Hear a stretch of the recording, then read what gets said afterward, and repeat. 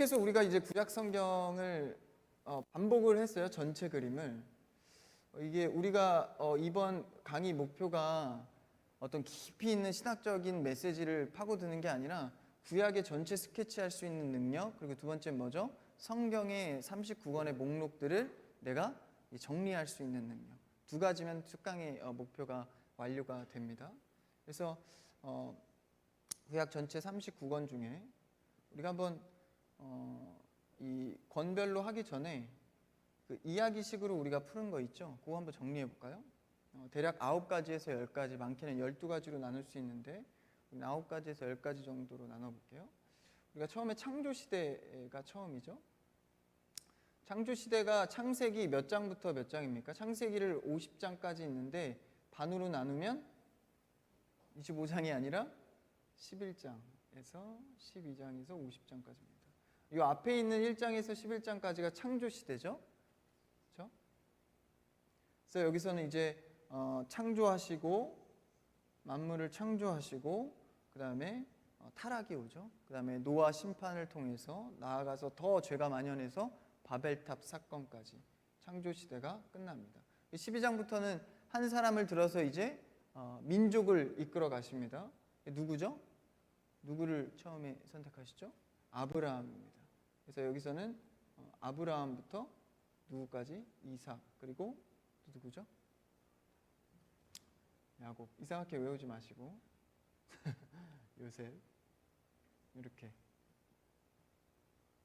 그래서 이때의 족장으로서 처음에 선택한 아브라함의 믿음의 조상을 시작으로 족장 시대가 열리죠.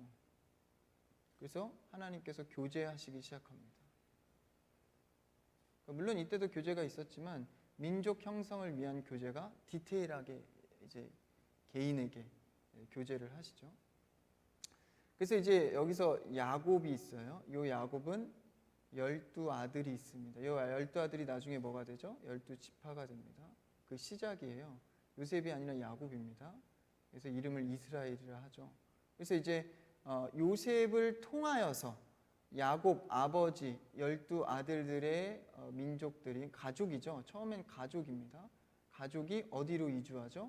애굽으로 이주를 합니다. 그렇죠? 애굽으로 왔어요.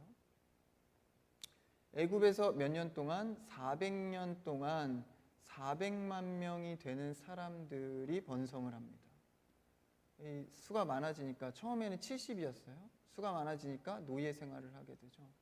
그래서 이때가 뭡니까? 네? 민족 형성기. 그렇죠? 여기서는 출애굽입니다. 출애굽기. 민족 형성기 이제 40만 명이나 되는 민족이 됐어요. 그래서 이제 노예 가운데에 한 사람을 써서 출애굽을 하게 되죠. 누구죠? 모세입니다. 그래서 출애굽해서 가나안 땅으로 들어가게 되죠. 그래서 민족 형성기 출애굽을 지나서 어디로 가죠? 정착. 가나안 땅으로 가죠. 정착기. 정착기로 들어오면 가나안 땅으로 들어오면 아까 여기 야곱 때의 12아들들이 여기서 12지파가 되죠. 지파가 정착을 합니다. 여기는 이제 사사시대가 열리는 거예요. 정착기 때. 그렇죠? 그래서 수많은 사사들 14수로 볼 수도 있지만 우리는 12로 봤죠. 12사사들이 여기서 나옵니다. 기드온, 에훗, 삼손 이런 사람들이 여기서 다 나오죠. 정착기 넘어서 여기 중간에 이제 마지막 사사 누구죠? 사무엘. 다 기억하시죠? 이게 강의 안 들으신 분들도 이렇게 정리를 해가시면 됩니다. 사무엘 마지막 사사로 그다음 누구죠? 어떤 시대가 열리죠? 백성들이 왕을 원합니다. 왕정 시대로 들어오죠. 그래서 세 명의 왕 사울, 다윗, 솔로몬. 솔로몬 때 이제 분열을 하죠. 분열 왕국 시대. 분열 왕국 시대. 이건 이제 다 왕정 시대로 흘러가는 거예요. 그 다음은요, 분열 왕국 시대에서 19대 이스라엘 왕과 20대 남유다 왕을 끝으로 멸망합니다. 그렇죠? 그래서 포로로 잡혀가죠. 포로기. 그 다음에 포로 귀환을 하죠. 회복돼서 이게 회복입니다. 회복. 그 다음에 이제 마지막이 침묵기입니다.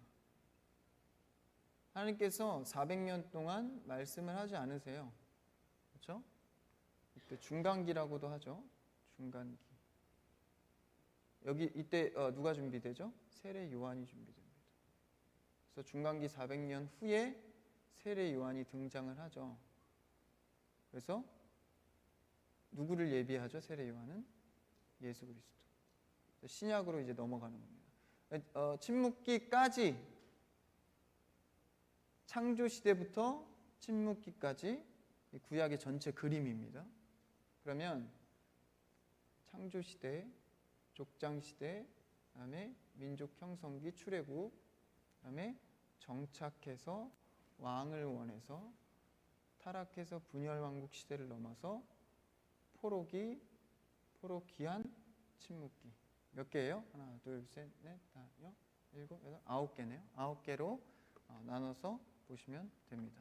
10개도 상징, 우리 여기 유인물은 12가지로 나누죠. 상관없습니다. 여러분들이 이렇게 편한 대로 보시면 되고, 이제 여기서 가장 성경의 반절이라고 해도 무방할 정도로 선지자들이 다 어디서 나오죠? 성경 권수가 반 정도 되는 분량이 분열 왕국 이때입니다. 이때 북이스라엘이 19, 남유다 왕이 20명이에요. 그래서 이때 수많은 왕을 거쳐가면서 중간에 계속해서 하나님의 말씀을 전하는 예언자, 선지자들이 이제 성경의 반절을 차지하게 되는 거죠. 그래서 왕정 시대, 분열 왕국 시대, 그러니까 이 왕정 시대만 잘 정리를 하면 나머지는 그냥 쉽게 정리가 됩니다. 이게 좀 복잡하기 때문에. 그래서 그러면 우리가 요것을 토대로 성경 목차를 한번 다시 피셔서 상기하시면서, 성경책 있으시죠? 없으시면 이제 요 유인물에도 성경 목차가 나와 있고, 근데 자기 성경으로 보는 게 편해요. 성경 목차를 보시면서 우리가 정리를 한번 해볼게요. 어제 그래도 2번까지는 이 그림을 자세하게 그래서 2번을 훑었어요. 오늘 3번, 4번째까지 시간이 허락하면 5번째까지 할 겁니다. 그래서 39권을 한번 정리를 우리가 한번 해볼까요? 그러면 이 39권을 처음에 가운데 있는 일단 써볼까요? 체험적 현재입니다. 현재. 이 시제는 어떤 시제라 그랬죠? 문학적 시제예요. 문학적 시제. 그러니까 진짜 현재 우리의 시간상의 과거, 현재, 미래가 아니라 과거, 일단 써놓을게요. 현재, 미래가 아니라 이 성경책 안에서의 문학적 시제를 말하는 겁니다. 그럼 여기는 시가서가 되겠죠. 체험, 현재적인 부분. 미래는 당연히 예언서죠. 예언. 위에다 쓸게요. 체험, 예언. 예언은 누가 하죠? 선지자들이, 선지서. 그렇죠? 여기는 뭐예요? 과거는 역사죠. 역사는 당연히 역사서. 세 가지로 한번 분류를 해봤어요. 역사, 체험, 예언, 과거, 현재, 미래, 역사서, 시가서, 선지서. 이 역사서, 시가서, 선지서는 많이 들어보셨죠? 그래서 이 세 가지 기준으로 성경책을 나눕니다. 너무 감사하게도 성경책에는 이 세 가지 분류를 차례대로 늘어났어요. 그래서 어렵지가 않습니다. 한번 그거를 볼게요.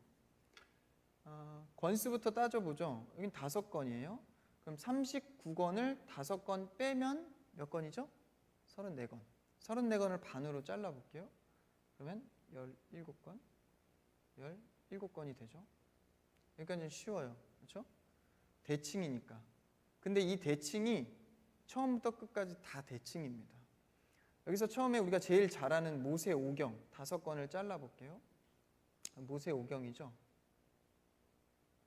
모세오경. 이거는 너무 쉽죠. 창세기, 출애굽기, 레위기, 신명기, 민수기, 신명기 다 아시죠? 모세오경은. 그럼 이게 이쪽으로 건너와서 선지서에서 5권을 똑같이 대칭을 이뤄볼게요. 여기 뭐죠? 대선지서입니다. 그때도 어제도 얘기했지만 너무 훌륭한 선지자라서 대선지서가 아니라 성경의 분량이 가장 많은 5명이기 때문에 대선지서로 분류를 하는 겁니다. 의미가 이렇게 분류가 됐어요. 그러면 이제 여기도 5권이네요, 그렇죠? 요거를 한번 해결해 볼까요? 특이한 성경에 욥기서 굉장히 특이해요. 저자도 시대도 불분명한 특이한 애입니다. 그 다음에 잘 아는 시편, 잠언, 솔로몬이 쓴 전도서, 아가서. 믿음이 별론데 솔로몬이 참 많이 썼어요. 그렇죠? 시가사를 5권. 그 다음에 이제 얘 해결됐죠. 그 다음에 이제 5권을 빼면 12권이 남죠. 12권은 5권 포함해서 12권이 다 역사 흐름대로 흘러가요. 역사서니까 당연히. 그럼 요걸로 한번 볼까요? 모세의 오경이 어디까지입니까? 출애굽기 때까지. 그렇죠? 민족 형성기까지예요. 여기까지. 모세까지가. 모세 오경이니까. 모세가 죽죠. 그 다음에 가나안 땅 누가 이끌고 가죠?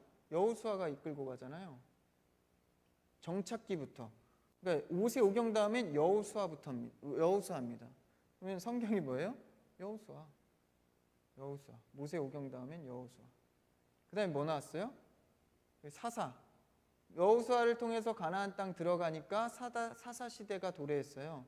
여호수아, 사사기. 중간에 한 명 껴있죠? 재밌는 룻기 이야기, 이 가정. 사사기, 룻기 같은 시대입니다. 사사 시대 때. 그 다음은 뭐예요? 다 이제 왕정 시대입니다. 사무엘상하, 열왕기상하, 역대상하. 이건 다 아시죠? 상하권 있는 게 3권이에요. 사무엘상하, 열왕기상하, 역대상하. 그 다음에 3권이 그럼 여기서 지금 뭐 했어요? 하나, 둘, 셋. 그 다음에 6권, 9권이 해결됐어요. 12권 중에. 그렇죠? 나머지 3권이 남죠. 여기도 마찬가지예요. 12권에서 3권이 끝에 얘랑 대칭입니다. 거기 우리 여기에도 나와 있죠. 뭐라고 나와 있죠? 3권이 포로 이후입니다. 왕정시대, 포로시대 지나서 이 3권 대칭이 포로기 이후예요. 여기서는 에스라, 느헤미야, 에스더. 그렇죠? 그 다음에 여기는 많이 들어보셨죠? 학개, 스가랴, 말라기. 이 3명이 마지막 선지자들입니다. 여기 포로 이후에 나오는. 그래서 학개, 스가랴, 말라기까지. 그래서 대칭을 여기 역사서에 있는 인물하고 여기 선지서에 있는 인물하고 같은 포로 이후 시대입니다. 33. 그럼 이 정리가 되는 거예요. 그럼 여기는 9명은 누구죠? 굉장히 생소한 사람들이 다 여기 들어가는 거예요. 요엘, 하박국, 이상한 사람들 있죠? 한 번도 설교 안 하는 사람들. 참 제일 설교 안 하는 저기가 이제 아모스 이런 사람들, 오바댜 이런 사람들. 참 안타까운 선지자들이 여기 다 나옵니다. 그래서 여러분들이 요 부분만 잘 외우시면 나머지는 대칭해서 그냥 요 그림만 갖고 있으면 다 그냥 정리가 돼요. 그래서 여러분들이 이제는 성경책을 찾을 때도 이게 어디 있는 거야? 도대체 뭐 학개가 어디 있는 거야? 말라기가 어디 있는 거야? 이런 것들을 그냥 대충 후반쯤 선지서니까 선지자 쪽에서 이런 것들을 이제 그려낼 수가 있는 거예요. 이게 왜 중요합니까? 요거에 어디에 지금 들어가는 책인지를 알아야 되는 거예요. 그냥 우리가 한 말씀으로 설교 시간에 들을 때는 그냥 학개 설교를 들었어요. 그럼 이제 요한에서의 메시지 참 좋다만 하지 이 학개가 어느 상황이고 어느 시대고 어느 책에 분류되어 있는지를 모르면 이 그림 속에서 들어오질 못하고 그냥 여기만 들어와 있는 거예요. 그럼 깊이나 넓이가 아무래도 어렵죠. 그리고 이해의 속도가 좀 느립니다. 그래서 이거를 할 수 있는 능력을 이 특강을 통해서 여러분이 갖게 되는 겁니다. 예를 들어서 사사기. 사사기가 도대체 언제야? 분열왕국 때 사사가 있었다는 거야? 언제야? 사사기 하면 그냥 바로 시선이 일로 가는 거죠. 왕정 시대 도래하기 전에 가나안에 정착한 사람들이 사사를 통해서 하나님 말씀을 듣는 이 사사기를 이렇게 할 수 있는, 그렇게 정리를 하시면 됩니다. 요거 이제 어제 한 내용을 한번 복습으로 정리해 본 거예요. 우리가 어제 안 했는데 노래를 한번 해볼까요? 어릴 때 했던 노래인데 이거 아실지 모르겠어요. 어렸을 때 이게 불러보신 분들은 아실 텐데 우리는 구약까지만 부를게요. 구약이 3절까지거든요. 펴보세요 한번.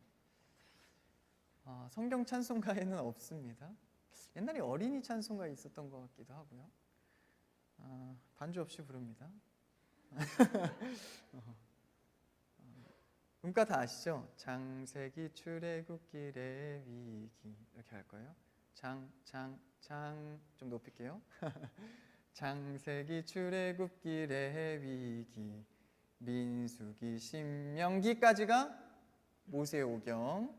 다시 이제 여호수아부터 갑니다. 시작. 여호수아 사사기 룻기까지가 사사시대. 그 다음에 사무엘상. 시작. 사무엘상하 열왕기상하 역대상하 에스라 느헤미야 에스더까지가 이제 역사서가 끝난 겁니다.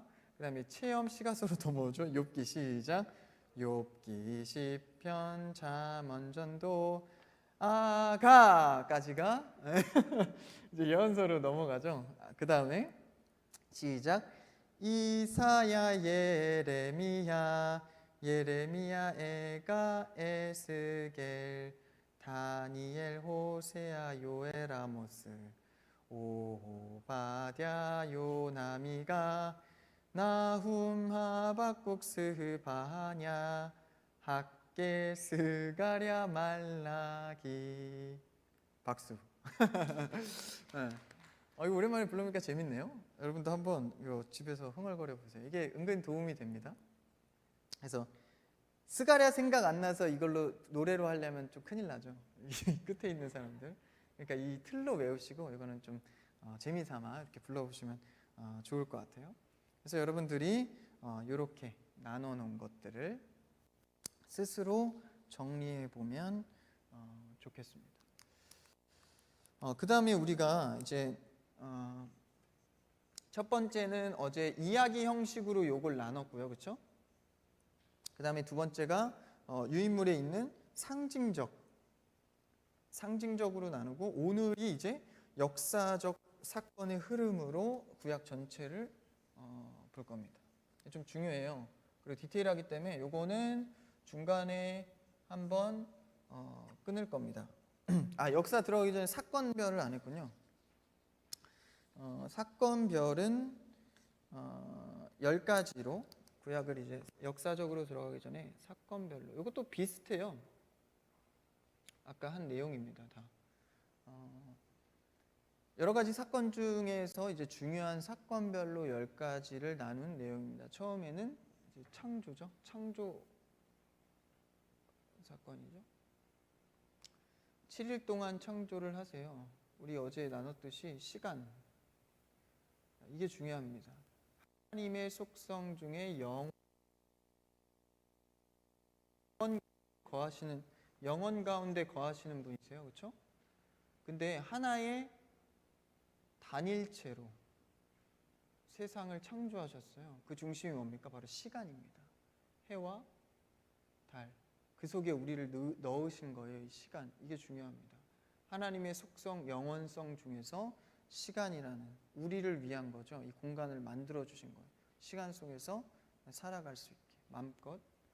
그래서 시간을 창조해 주셨어요. 며칠 창조하시죠? 6일 창조하시고 7일째는 뭐 하십니까? 쉬세요. 이것을 오해하는 게 있어요. 하나님이 참 6일 동안 얼마나 이 여러 가지를 만드는데 힘드셨을까. 역시 주말은 쉬어야지. 그 쉼이 아닙니다. 안식은 그 안식이 아니에요. 우리가 안식일의 개념을 이 쉬는 의미로만 가지면 안 됩니다. 6일의 창조가 더 이상 건드릴 게 없는 거예요. 더 이상 건드릴 거 없이 6일 동안 창조한 세상은 완전하다. 그것을 7일의 안식으로 증명하는 겁니다. 더 이상 건드릴 게 없어 7일째는 쉬는 겁니다. 그래서 그 의미로 7일의 안식을 누리는 거지 쉬는 게 아니에요. 하나님이 쉬실 필요가 없죠. 그래서 창조, 에덴 동산에 사람을 에덴 동산에서 창조를 하시고 모든 세상을 창조를 하십니다. 그 다음에 이제 타락. 여기서 사실 아담과 하와에서 뭐 봤죠? 우리가 원시복음 봤었죠? 그다음에 이제 타락. 인간이 타락을 하게 됩니다. 근데 이 타락을 시작으로 아담 때 시작한 타락이 계속해서 이어지죠. 지금까지 이 원죄를 통해서 모든 인류가 계속해서 징계받고 회복되고 징계받고 회복되고 이거를 반복하게 됩니다. 그래서 이제 에덴 동산을 떠나게 되죠. 떠날 때 뭐를 입혀 주셨죠? 가죽옷. 하나님께서 가죽옷을 입혀 주세요. 가죽옷을 입혀 주시려면 뭘 해야 되죠? 살생, 죽여야 돼요. 죽음. 이 가죽을 얻어내려면 아무 죄 없는 동물을 죽여서 죄 많은 자의 죄를 가죽옷을 입혀준 거예요. 이미 여기서도 예수 그리스도가 예표가 되죠. 그래서 살아갈 수 있게끔 해주신 거예요. 타락해서 에덴 동산에서 쫓겨납니다. 세 번째 사건이 방주죠. 10가지인데 벌써 창세기에서 이렇게 많이 쓰고 있어요. 노아. 여기서 나오는 이 방주 사건이 역시 그리스도를 예표하고 있는 거죠. 방주에 동물들이 많이 탑니다. 정한 짐승도 타고 부정한 짐승도 타요. 그렇죠? 굳이 부정한 짐승을 왜 태웁니까? 정한 짐승하고 나눠서. 근데 이 부정한 짐승을 이 퍼포먼스를 해요. 방주가 이제 그치고 나서 마른 땅이 드러나죠. 그래서 노아 가족이 내려서 예배를 드립니다. 그래서 어떤 퍼포먼스를 하냐면 부정한 짐승을 살리기 위해서 정한 짐승, 고결한 짐승을 죽여버립니다. 그래서 예배를 드리죠. 그래서 회복을 상징하고 이것도 뭐예요 지금? 예수 그리스도를 예배하고 있죠. 요것만 봤는데도 원시복음 그리고 여기 가죽옷 입힌 거 다 뭐예요? 요것만 봤는데도 계속 이때는 수천 년 전인데도 예수 그리스도를 예표하고 있죠. 그래서 이 무법천지의 세상 속에서 계속해서 말을 듣지 않는 사람들에게 물심판으로 세상을 심판하셨어요. 그럼에도 불구하고 죄는 만연합니다. 그래서 바벨탑 사건이 나오죠. 여기서는 이제 사람들이 하나님께 가려는 시도를 합니다. 하나님보다 높아지려는, 하나님처럼 높아지려는. 이미 이 시도는 여기에 있었죠. 야, 보암직도 하고 먹음직도 한 정말 먹지 말라 하더냐. 그러니까 사탄의 계략은 항상 터무니없는 걸 제시하지 않아요. 성경 말씀 속에서 살짝 비트는 거예요. 이단들도 모든 말씀의 근거 속에서 살짝 비틀어 놓는 거예요. 완전히 다른 복음이 되죠.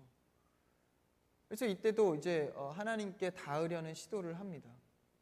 그래서 하나님께서 또 심판하시고 어떤 심판하죠? 언어로 흩어버리십니다. 흩으심, 그렇죠? 언어로 말하는 게 굉장히 중요합니다. 언어로 인해서 사람들을 높아지려는 시도를 언어를 혼잡케 해서 흩으십니다. 그 다음에 이제 하나님께서 선택한 백성과 언약하기 위해서 한 사람을 들어 쓰시죠. 바로 아브라함입니다. 아브라함과의 언약이죠. 언약. 아브라함의 생애의 어떤 사건들도 굉장히 많지만 여기서 중요한 거는 아브라함을 통해서 언약했다는 사실입니다. 그래서 그 민족을 번성케 할 거야. 그래서 이 아들들을 우리가 계속해서 봤죠. 한번 또 해볼까요? 이삭, 야곱, 여기가 이스라엘입니다. 그 다음에 요셉이죠. 여기서 12지파가 나옵니다. 요셉은 애굽에 팔려가게 돼요. 그렇죠? 거기서 총리가 되면서 이 야곱의 가족들 70명을 끌고 오게 되죠. 애굽으로. 이주를 시킵니다. 이때부터 이제 민족이 형성되는 거죠. 그래서 애굽으로 건너와서 70명이 아까 400만 명이나 됩니다. 에어른 할 것 없이 다 합치면 많게는 40만 명까지 봐요. 400만 명까지. 그 다음에 이제 여기서 노예 생활을 하면서 출애굽 사건이 벌어집니다. 출애굽 사건은 가장 중요한 게 홍해가 갈라지고 만나를 먹고 이게 아니라 6월절이에요. 이때 구원이 된 겁니다. 어제 했죠. 홍해가 열려서 건너고 애굽 군대들이 수장된 게 구원이 아니라 그 전에 이미 6월절 사건으로 구원이 된 겁니다. 그 홍해가 갈라지고 만나를 먹고 이거는 우리가 현재 살아가는 이 시간처럼 시간 속에서 그냥 역사 진행될 뿐이지 이미 구원의 승리는 6월절 때 이루어진 겁니다. 여러분 우리가 믿음을 받아들이면 이미 구원된 백성입니다. 시간이라는 창조하신 시간이라는 역사 때문에 우리가 이 인생을 살아갈 뿐이지 구원은 이미 끝난 겁니다. 완료된 거예요. 그래서 6월절 사건이 출애굽에는 대표되죠. 그 다음에 이제 하나님께서 이 출애굽에서 뭘 주세요? 율법을 주십니다. 이 책이 뭐죠? 레위기. 레위기가 본문이라면 설교한 책이 뭐죠? 중요한데 신명기입니다. 1세대 이스라엘 백성들 2세대에게 신명기 말씀을 모세가 하죠. 3번의 설교를 합니다. 근데 여기 중간에 뭐가 있는 거예요? 40년 광야가 있는 거죠. 광야. 그래서 율법을 받게 됩니다. 모세오경의 대표가 창세기가 아니라 레위기입니다. 율법으로 언약하셔서 맺으신 관계예요. 내가 너희를 얼마나 사랑하냐 603개의 조항을 너희에게 주면서까지 관계하시는 겁니다. 10계명 외에. 그래서 언약으로 하나님과 관계를 맺어서 이제 가나안 땅으로 들어가죠. 최종 목적지 가나안 땅. 12지파가 정착을 합니다. 그 다음에 아까 우리가 봤듯이 사사들의 등장. 사건별로예요 지금. 사사들의 등장. 여호수아 이후에 이제 정착을 하면서 사사들이 계속 등장을 하죠. 그래서 이것은 반복입니다. 300년, 많게는 400년까지 보면서 계속해서 다 그냥 400년이에요. 그렇죠? 7번 반복을 해요. 죄 짓고 징계하시면 회개하고 회복, 평안을 얻죠. 평안.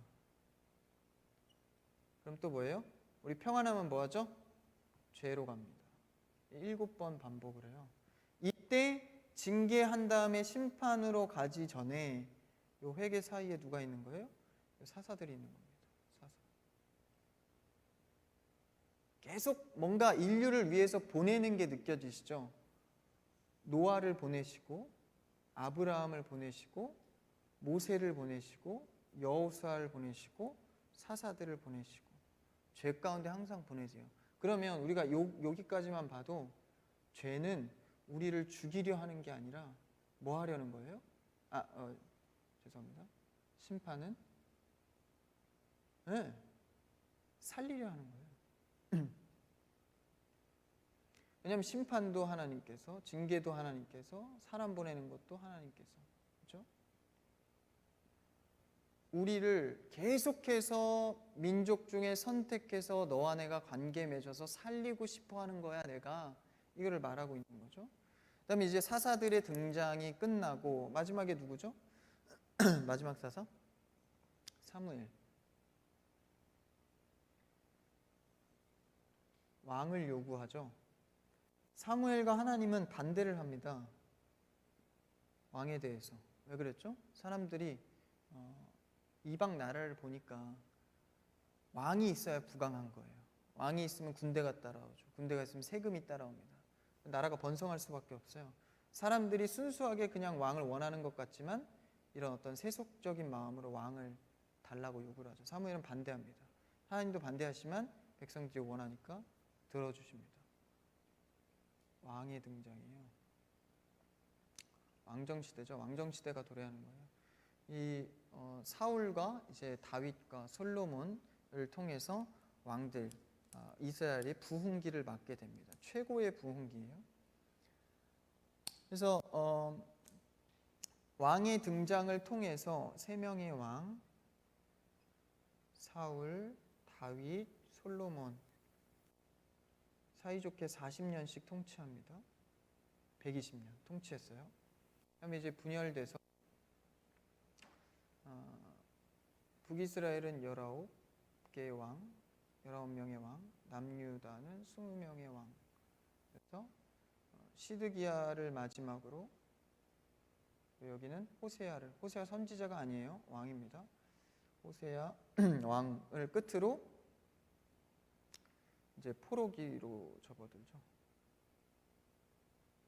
이 포로기에 대한 얘기는 북이스라엘이 아니라 남유다에 대한 얘기입니다.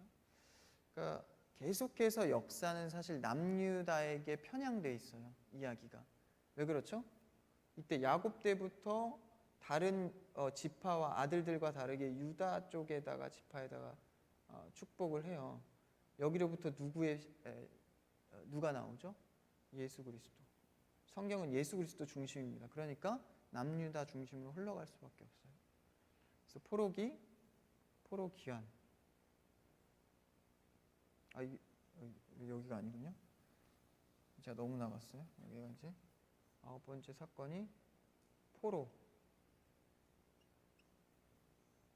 여기서 이제 왕의 시대가 끝나죠. 포로기로 접어드는 거예요. 그래서 포로에서 멸망해서 포로가 되어서 하나님 앞에 회개하고 깨닫게 되고 이제 포로기에 생활을 하고 귀환을 하죠. 포로로 잡혀갈 때 몇 번에 걸쳐서 1, 2, 3차에 걸쳐서 귀환할 때도 1, 2, 3차에 걸쳐서. 아까 우리 구약성경 39권 본 것도 대칭이 되잖아요. 시가서 5권을 기준으로 이것도 대칭이 돼요. 왜 이렇게 대칭을 만드셨을까? 이것은 인간이 그냥 우연치 않게 역사가 흘러가다 보니까 이렇게 된 게 아니라 하나님께서 역사에 간섭하고 계시다는 증거입니다. 항상 대칭으로 이루는 건. 이렇게 하려도 힘들잖아요. 귀환을 합니다. 그래서 마지막 선지자 학개스가랴 말라기를 통해서 이제 선지자들이 끝이 나죠. 그다음에 이제 10번째가 침묵기.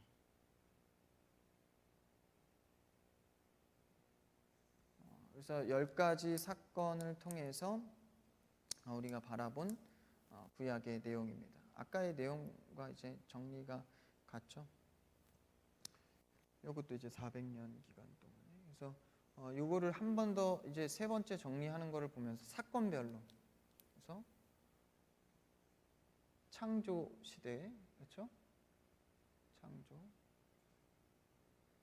여기서는 아브라함 민족 형성기, 그다음에 출애굽, 그다음에 정착하고, 그다음에 왕정 시대를 거쳐서 포로 시대를 거쳐서 귀환하고 침묵기로 접어들. 이거를 여러분들이 한 번 더 이렇게 정리하시면 됩니다.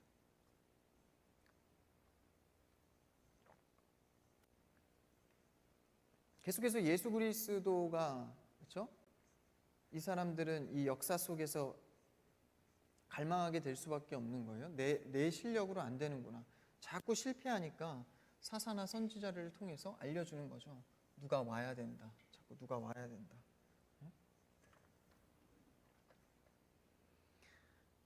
그래서 10가지 사건으로 정리했고, 우리가 역사로 넘어가기 전에 아까 우리가 본 성경 중에 성경의 선지자들이 조금 이렇게 복잡하게 나열되어 있는데 이 선지자들을 조금 정리를 하면 좋을 것 같다라는 생각이 들어요. 분열 왕국 시대 때가 가장 많다. 선지서가 몇 권이라 그랬죠? 네? 네? 47권. 선지서가. 그렇죠? 시가서 5권, 역사서 17, 그렇죠? 그래서 선지서가 17권. 요 선지자들을 좀 정리할 수 있었으면 좋겠어요. 책이 없는 선지자들이 있어요. 그렇죠? 책이 없는 엘리야 같은. 엘리야서 있어요?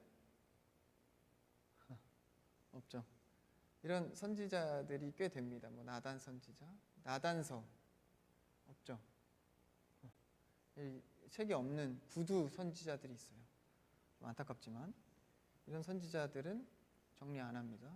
이제 우리 책이 있는 걸로 정리를 해볼게요. 그러면 처음에 이제 아까 남유다를 위주로 선지자들도 많이 나오는데 북이스라엘에서 활동한 선지자는 요나가 굉장히 특이하죠. 요나랑 욥기가 특이해요. 요나, 욥기. 그렇죠? 고래 물고기 뱃속에도 들어가고 이 넝쿨 그 나뭇잎을 너무 평안하게 좋아했다가 벌레가 갉아먹으니까 또 원망하고 하여튼 되게 매력적인 사람입니다. 요나가 니느웨에서 복음을 선포하죠. 근데 이제 선지자 활동을 하는데 여기는 이제 아시리아를 통해서 누가 멸망하죠? 이스라엘이 멸망하죠. 여기서는 이제 다른 선지자는 아모스랑 호세아가 있습니다. 그리고 이제 다 남유다 선지자로 들어오는 거예요. 근데 이제 이사야 같은 선지자, 미가, 그다음에 요엘, 오바댜. 이사야는 하나님과 동행하는 선지자죠. 미가는 굉장히 종합적으로 선지자 활동을 해요. 여러 가지 내용을. 그래서 요게 이제 초반에 나오는 선지자들이고 다음 세대로 넘어가죠. 다음 세대로 가기 전에 포로기를 먼저 한번 볼까요? 이게 지금 왕국 시대잖아요. 분열 왕국 시대. 이제 끝나고 포로기를 먼저 볼게요. 포로기 때 활동한 선지자는 거의 없습니다. 둘 나오죠. 성경책에. 물론 예레미야도 있지만 에스겔, 다니엘로 정리를 합니다. 그 다음에 이제 포로 기한 때 누구죠? 계속 했던 거 끝에 선지서 끝에 3권 학개, 스가랴, 말라기. 이건 그냥 외우세요. 그냥 학개, 스가랴, 말라기. 가장 마지막이죠. 말라기는. 그럼 이제 몇 권 남았어요? 하나, 둘, 셋, 넷, 다섯, 여섯, 일곱, 여덟, 아홉, 열, 열하나, 열둘. 5권 남았네요. 5권 이렇게. 예레미야가 있죠. 눈물의 선지자. 예레미야 애가도 있고 눈물의 선지자. 참 이따 역사할 때 보고. 그 다음에 여기 다 들어가요. 나머지 나훔, 하박국. 그 한 명 누구죠? 스가랴. 스바냐.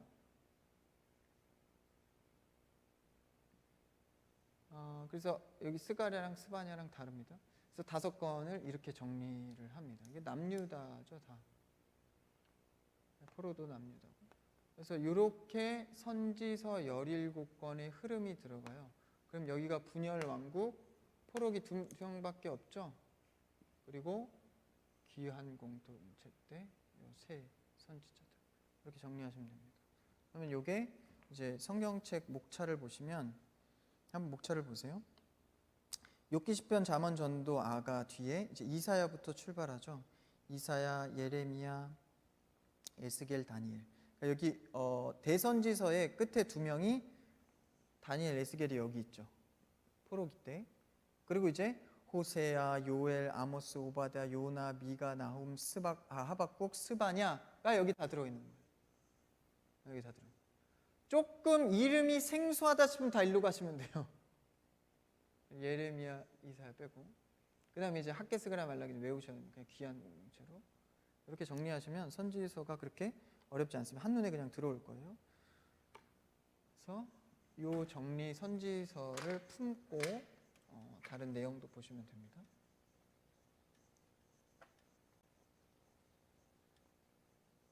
그다음에 이제 시간 딱 좋네요. 15분 남았는데 아주 딱 좋아요. 역사적으로 이게 아주 이제 중요합니다, 여러분들. 역사적 구약 성경. 이제 사건이나 중요도를 보면서 흘러갈 겁니다. 그래서 요거를 여러분들이 전에 들었던 오늘이나 어제 들었던 내용을 자꾸 떠올리시면서 이게 따라오시면 됩니다. 다 주문하셨죠? 아까 카페 넘겨드렸나요? 오케이, 좋습니다.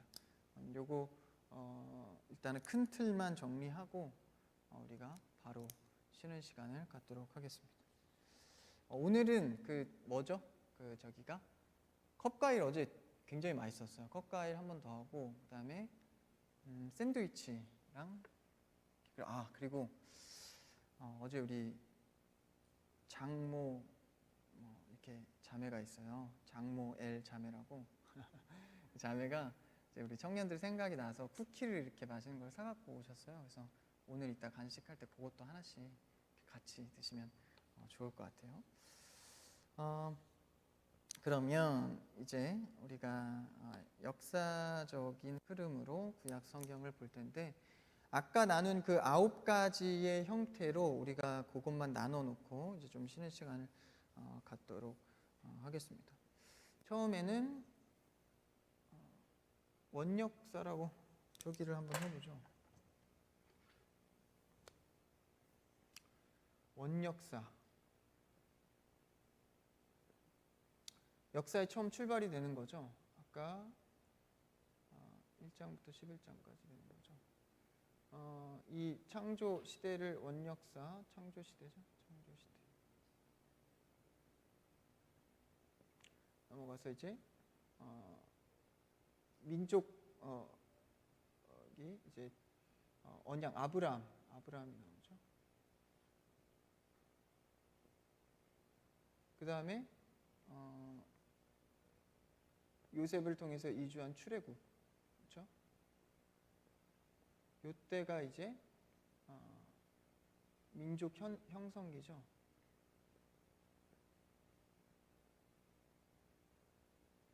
이때 아브라함의 언약을 통해서 민족이 형성이 됩니다. 이렇게. 그 다음에 넘어가서 정착을 하죠. 정착기. 정착을 해서 왕정시대. 이 정착 때가 이제 사사가 등장을 하는 거고 사무엘이 중간에 껴있고 왕정시대 다음에 이제 분열왕국 시대가 되죠. 분열왕국.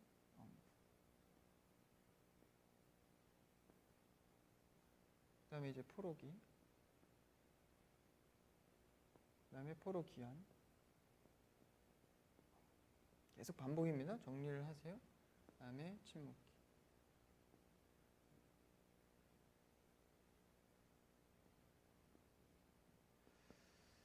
이 역사 속에서 이제 성경의 흐름이 어떻게 흘러가는지를 한번 보게 됩니다.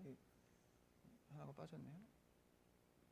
민족 족장시대 1, 2 민족 형성기, 정착기, 왕정시대, 분열왕국, 포로기, 포로기한, 침묵기 9번까지네요. 처음에 이제 족장시대 때부터가 이제 사람을 선택해서 흘러가기 시작하는데 이때가 이제 숫자는 제가 잘 안 쓴다 그랬는데 중요한 것만 쓸게요. BC 2000년 정도 됩니다. 이때는 성경이 모세가 여기 있잖아요. 모세. 성경이 완성이 안 됐을 때예요. 성경이 없을 때입니다. 근데 특이한 성경이 아까 하나 있었죠. 시대를 알 수 없고 저자를 알 수 없는 욥기가 바로 이때입니다. 그러니까 사실은 엄밀히 따지자면 제일 처음에 등장한 성경은 욥기예요. 그렇죠? 이때의 족장 시대 때 나온 게 이제 욥기죠. 그래서 이제 민족 시대, 족장 시대를 넘어서 민족을 형성하죠. 이때 정착할 때 여기에 여호수아가 있죠. 이 시대에는 여호수아를 통해서 이제 가나안 땅으로 들어갈 때가 이제 출애굽 때죠. 100 BC 1500년. 그리고 이제 또 400년여가 지나서 이제 처음에 사울이 등장할 때가 1050년이죠. 사울 왕이 처음으로 등장한 거죠. 그 다음에 이제 분열 왕국 시대 때가 BC 931년.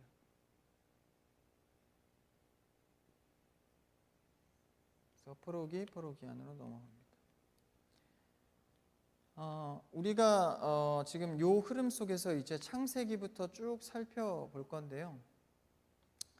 그거 하기 전에 좀 쉬었다가 갈 겁니다. 이제 흐름이 어떻게 할 거냐면 모세오경의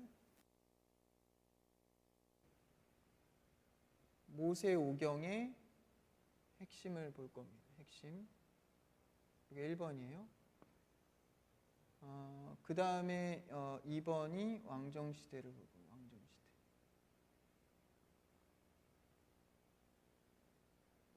이제 분열 왕국까지예요.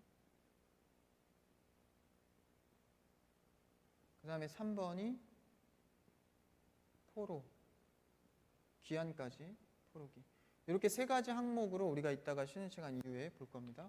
모세오경 핵심적인 부분이랑 왕정시대 핵심적인 부분이랑 포로기. 이렇게 요 틀 속에서 세 가지를 정리하면 이렇게 완벽하게 정리가 됩니다. 자, 여러분들. 자, 반갑습니다. 여러분 두 번째 이제 마지막 시간이죠. 오늘은 마지막 시간으로 구약성경 한눈에 보기. 이제 조금 그래도 계속 집중하시고 이틀간 참여하신 분들은 좀 정리는 되시죠? 계속 반복되어지는 것들 속에서 한눈에 보기까지는 안 되고 반눈에라도 이렇게 잘 정리를 해서 보시길 바라고. 이게 조금 화면이 온라인이나 여기서 잘 안 보인다고 해요. 조금 화면을 좀 당겼는데 보셔서 판단하셔서 안 되면은 제가 쓰는 곳에라도 더 확대하더라도 이렇게 확대를 많이 해서 해주시기를 바랍니다. 제가 한번 제목만 다시 써놨는데요. 원역사, 족장시대, 민족형성기, 정착기, 그럼 이제 여기서 왕정시대로 분류가 되죠. 그 다음에 포로기, 침묵기까지 해서 요 사이에서까지가 이제 좀 우리가 집중해서 봐야 될 부분이죠. 사무엘. 그래서 BC 2000 이런 건 안 보여도 돼요. 살짝 그냥 말로만 들어도 됩니다. 그 다음에 이제 출애굽 때가 1500, 왕정이 1050. 여기가 이제 931. 이 정도 시기가 됩니다. 그래서 우리가 먼저 살펴볼 게 원역사예요. 원역사. 창세기부터 이제 신명기까지의 내용인데 이 모세오경은 이제 모세가 성령의 감동에 의해서 5권의 책을 쓰게 됩니다. 근데 여기서 우리가 중점적으로 봐야 될 핵심 내용이 창세기가 아니라 바로 레위기를 중심으로 봐요. 창세기를 중심으로 볼 수도 있어요. 그리고 이것은 정답은 아닙니다. 그냥 제가 선택한 관점이고 이렇게 보는 관점들의 사람들이 굉장히 많습니다. 레위기는 모세가 이런 얘기를 이제 하기 시작하면 어디로 가요? 이때는 지금 민족 형성기 이때 얘기를 하는 거구나 이렇게 이제 머릿속으로 그려지죠. 시내산에서 율법을 받습니다. 그렇죠? 율법. 갑자기 커졌어요, 그렇죠? 여기 작게도 보이네? 아닌가? 나만 보이나? 알았어. 크게. 이 정도는 괜찮죠? 율법. 율법을 받았어요. 근데 이제 10계명 외에 몇 개 조항이죠? 이 정도는 외우셔야 됩니다. 603가지 조항이에요. 그러면 이 조항을 갖고 이제 언약을 맺는 거죠. 너는 나의 백성이야, 자녀야 라고 관계를 맺으신 거예요. 근데 이제 무슨 율법을 제시해 놓고 관계를 맺냐 그러는데, 이 율법을 통해서 거룩함이 무엇인지를 알게 되는 겁니다. 그러니까 레위기의 주제는 거룩이 되는 거예요. 내가 거룩하니 뭐라? 너희도 거룩하라. 나로 하여금 너희가 거룩해지기를 원해. 그래서 거룩하는 것은 어떤 겸손의 겸양을 떠는 것이 거룩이 아니라 하나님을 따르는. 하나님을 따르는데 뭐예요? 하나님의 성품을 따라가는 거예요.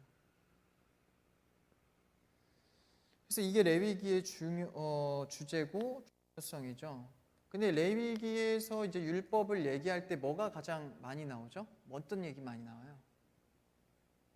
네? 편하게. 응? 뭐라고요? 성막, 또 제사, 그렇죠? 또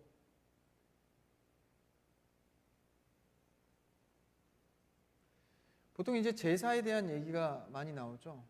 각을 뜨고 뭐 어떻게 해서 뭐 불로 어떻게 하고 뭐 곡식을 어떻게 하고. 그래서 이제 창세기 재밌죠. 쫙 이야기로 풀고, 출애굽기 얼마나 스펙타클합니까. 가다가 레위기에서 성경책을 덮어버려요. 굉장히 좀 어렵고 지루하고, 그렇죠? 근데 이 제사의 내용이 왜 나오는가 그렇게 디테일하게. 거룩하고 하나님을 따르고 관계 맺는 속에서 제사를 강조하고 있어요. 그러면은 이 거룩으로 하나님 따르는 성품으로 이르기 위해서 뭘 하고 있는 거예요? 제사를 하고 있는 겁니다. 그렇죠? 그래서 내가 거룩하니 너희도 거룩하라라는 것은 하나님과 닮아가라라는 거예요. 닮아가는 방법이 뭡니까? 바로 제사와 절기를 통한 겁니다. 예배가 중요해요. 이유가 뭐예요? 하나님의 성품을 닮아가는 이 거룩을 이뤄가는 과정과 방법이 바로 제사라는 거예요. 다른 건 없습니다. 오직 제사를 통해서만. 이 제사가 한계가 있죠. 매번 이 흠없는 동물을 가져와야 되고 또 가져와야 되고 1년에 한 번 대제사장에 들어서 또 해야 되고 또 해야 되고, 이 한계에서 발견하는 게 뭐예요? 영원한 제사장이 필요하다. 그래서 히브리서에서는 큰 대제사장 이렇게까지 표현을 해요. 이게 누구죠? 예수 그리스도의 필요성을 제사를 통해서 배우는 겁니다. 그럼 내가 예배를 하나님께 드리는 것이 거룩함으로 따라가는 방법인데 여기엔 한계가 있구나. 어떤 것으로 예배를 드려야 되는가? 예수 그리스도를 통하여서 드려야 되는구나. 그래서 우리가 예배 드릴 때는 예수 그리스도의 이름을 그렇게도 고백하고 찬양하는 이유가 여기 있는 겁니다. 그 한계의 방법을 완성시키는 것이죠. 그래서 거룩해지는 거룩의 수단으로서 제사와 절기를 많이 말합니다. 그래서 제사는 죄 사함이죠. 나의 죄를 사해 주는 것. 제사가 5대 유대 제사가 있죠. 뭐가 있죠? 네? 아무거나 말하면 그냥 다 맞습니다. 네? 속죄 뒤에 소제, 번제, 뭐죠? 화목제. 아까 뭐라 그랬죠? 속죄제. 그다음에 속건제. 이게 5가지가 있어요. 대표 절기죠. 이게 다 뭡니까? 동물의 피로써 하게 되는 거죠. 소제는 이제 곡식인데 돈 없는 사람들, 좀 이렇게 부족한 사람들이 어쨌든 이 의미가 뭡니까? 피로 드리는 거예요. 피로. 그렇죠? 반드시 죽어야만. 왜요? 죄의 삭은 사망이기 때문에 누군가는 반드시 죽어야 합니다. 그래서 이 피 흘리는 퍼포먼스를 하는 거예요. 이것을 동물에게 죄를 씌워서 대신해서 주는 거예요. 근데 이게 한계가 있어요. 그래서 이 한계에 완전하게 하나님의 거룩으로 이루기에는 우리의 제사는 부족하다는 거예요. 그래서 예수 그리스도로 인한 제사만이 거룩으로 가는 길입니다. 그래서 우리가 아무리 거룩해지려고 해도 도덕적으로 탁월하려고 해도 안 된다라는 거예요. 그걸 가르치는 게 모세오경의 레위기입니다. 그래서 예수 그리스도의 필요성을 강조하는 명분이 되는 게 레위기입니다.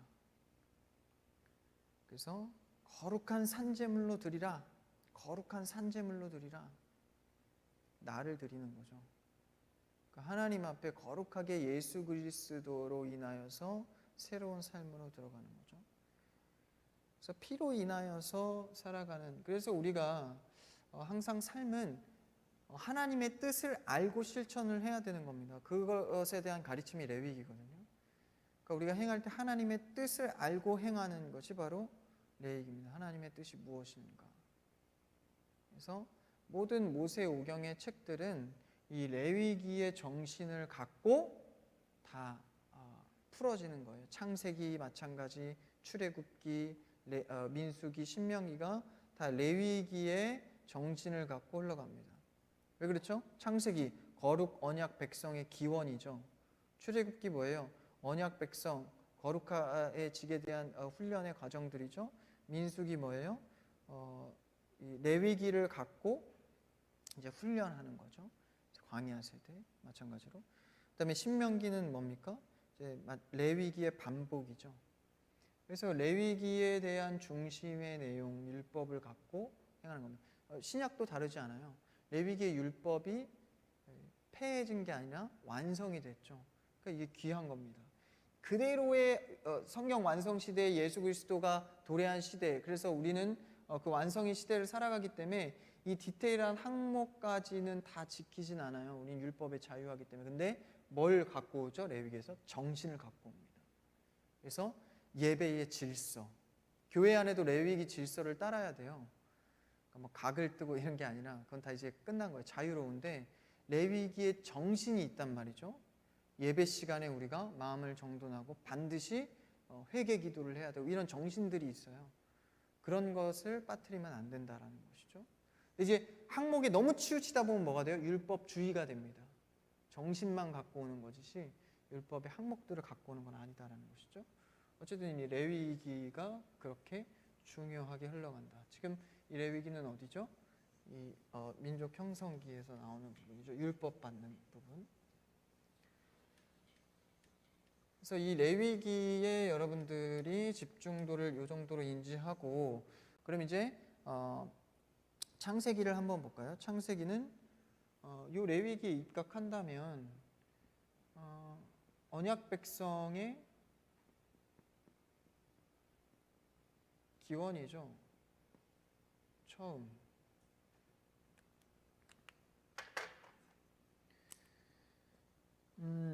하나님이 직접 이제 일하시는 언약. 그래서 우리는 이 계약을 지킬 실력이 없기 때문에 하나님께서 직접적으로 창세기에부터 함께 하시죠.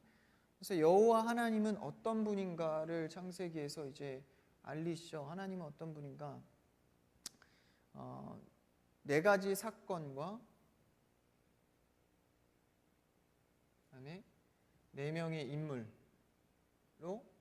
창세기는 나눠집니다. 다 한 거예요. 근데 1에서 11, 12에서 50장입니다. 네 사건은 뭐죠? 창조, 그 다음에 타락, 그 다음에 방주 사건, 그 다음에 하나가 바벨탑. 창세기입니다. 그 다음에 창세기 뒤에서는 네 인물, 아브라함, 그 다음에 이삭, 그 다음 야곱. 중요하죠, 야곱. 그 다음에 요셉.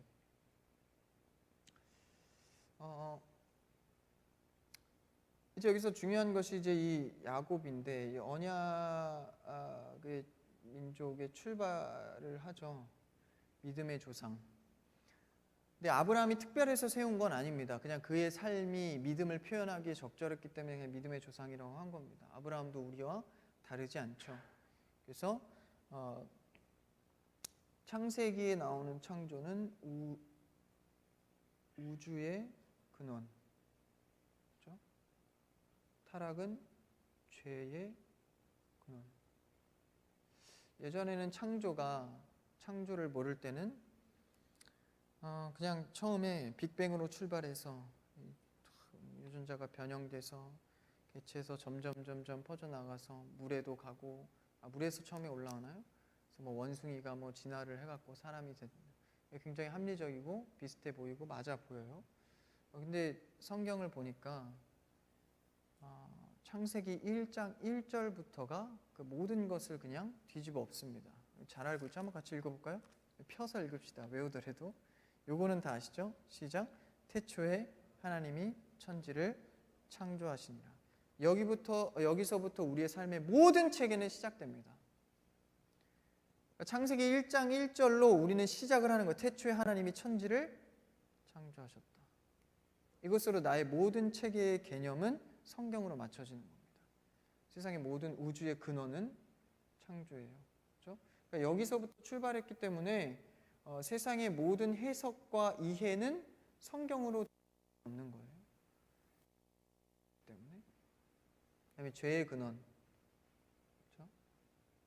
인간의 속성과 욕심, 이기심이 다 어디서부터 오는가? 창세기의 죄의 근원으로부터 오죠. 그래서 방주 사건, 바벨탑 사건, 이게 다 뭐예요? 죄로 인한 하나님의 심판이죠. 그래서 이제 민족을 형성해 가시는데 그 시초가 바로 아브라함을 통해서 이제 야곱, 그러니까 이제 이스라엘이라고 해요. 야곱을, 그렇죠? 이렇게 칭해 주세요. 우리가 잘 아는 12아들이 12지파가 된다 그랬어요. 이분도 이제 아들이죠.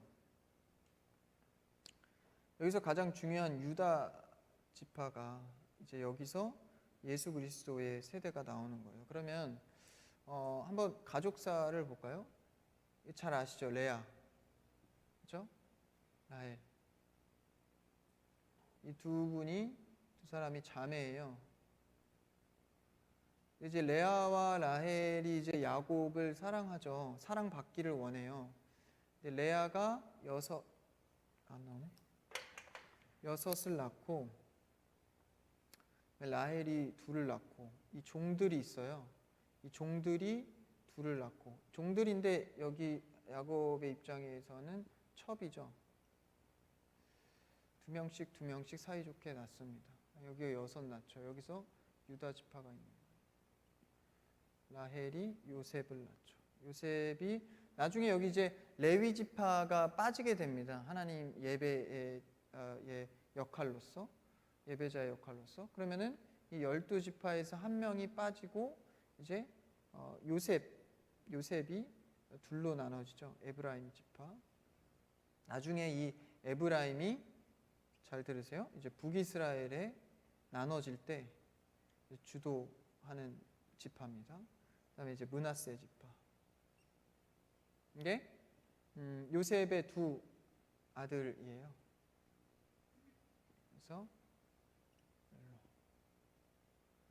그래서 12지파가 이렇게, 좀 여기 참 이 자매 둘이 굉장히 슬픈 이야기들이 야곱을 사랑하면서 나오게 됩니다. 그래서 이스라엘의 어머니죠. 레아와 라헬은 이스라엘의 어머니가 됩니다. 그래서 12지파가 이렇게 처음에 아들들을 이제 민족이 형성되게 되죠. 그래서 이렇게 창세기의 내용은 이렇게 네 사건과 네 인물로 정리를 합니다. 그래서 이게 나중에 12지파로 흘러가는 예수님의 족보가 되는 거죠. 야곱을 통해서. 그 다음에 출애굽기죠.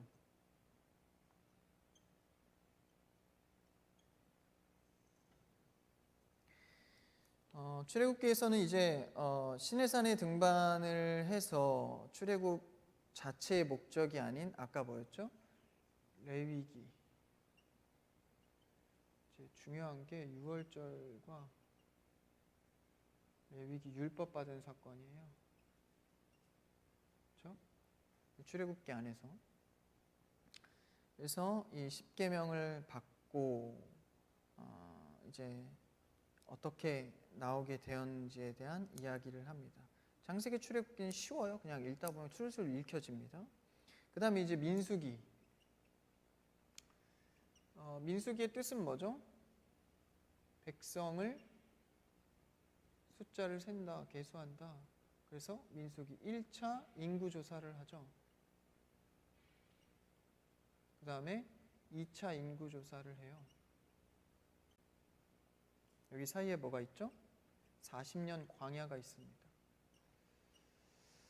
이제 가나안 땅에 들어가기 위해서 1차 여호수아와 갈렙이 나오는데 이 두 사람을 포함한 12정탐꾼을 보내요. 이 얘기 어디서 들어보셨죠? 이제 여호수아와 갈렙은 긍정적인 평가를 합니다. 나머지 10명이 부정적인 평가를 하죠. 그래서 사람들이 동요를 합니다. 이런 아무것도 아닌 것 같지만 이런 부정적인 동요로 인해서 40년을 하나님께서 뺑뺑이를 돌리세요. 훈련을 하게 하시는 겁니다. 이런 부정적인 입술과 사람 안에서 사람을 무너뜨리는 일은 여러분 하나님께서 큰 훈련을 불러옵니다. 그러니까 여러분이 부정적이거나 사람들 사이에서 자꾸 이런 부정적인 영향을 미친다면 여러분들은 갈 길이 멀다, 갈 길이 바쁘다라는 거죠. 훈련할 거리들이 굉장히 많다라는 거예요. 그래서 40년 광야 쉽지 않죠. 2차 인구조사 때 사람이 확 줍니다. 그만큼 40년의 광야의 생활은 녹록지 않았다는 거죠. 어렵다라는 겁니다. 훈련이 그렇게 신앙생활이 쉽지 않다는 거죠. 그래서 1세대가 죽고 2세대 이제 이스라엘 백성들이 가나안 땅으로 들어가게 되는 거죠. 그다음에 이제 가나안 땅 직전에서 모압 평지에서 이제 설교를 하게 됩니다. 그게 신명기예요. 이제 2세대 백성들이 이제 가나안 땅으로 들어가기 직전 모압 평지에서 모세가 설교를 합니다. 3번의 설교. 그게 신명기예요. 근데 이게 뭐가 본문이죠? 이 설교의 본문은 레위기입니다. 이제 더 당연히 강조할 필요가 있는 거예요. 1차 때 1세대 이스라엘 백성들은 그래도 출애굽기를 경험하고 홍해도 갈라지는 것도 봤고 만나도 먹고 만나 무침, 만나 비빔밥 하루 종일 먹었고 다 경험했잖아요. 근데 이제 2세대는 구전으로만 들었단 말이죠. 물론 1세대 사람도 몇 있지만 대체적으로는 이제 구전으로만 들었기 때문에 이 레위기의 율법의 인식이 약합니다. 그래서 우리도 성경책으로만 자꾸 매여 있으면 적용을 못하면 항상 약화가 되는 거죠. 그래서 이것에 대한 적용을 잘 하기 위해서 실감나게 하기 위해서 더 레위기보다 더 세죠. 느낌 설교기 때문에. 그래서 레위기를 토대로 한 3편의 설교가 바로 신명기입니다. 그래서 반복되는 내용이지만 레위기보다 더 강조해서 이야기한 것이 신명기다. 그래서 이렇게 모세 오경이 이렇게 흘러가는 거예요. 그럼 조금 정리가 되시죠? 출애굽까지의 내용들이 이제 모세 오경에서 나오게 됩니다. 그럼 이제 어디로 흘러갑니까? 바로 이제 사사시대로 넘어가는 거예요. 사사시대로. 그럼 이제 사사시대로 여기 정착기죠. 이제 여호수아가 가나안 땅으로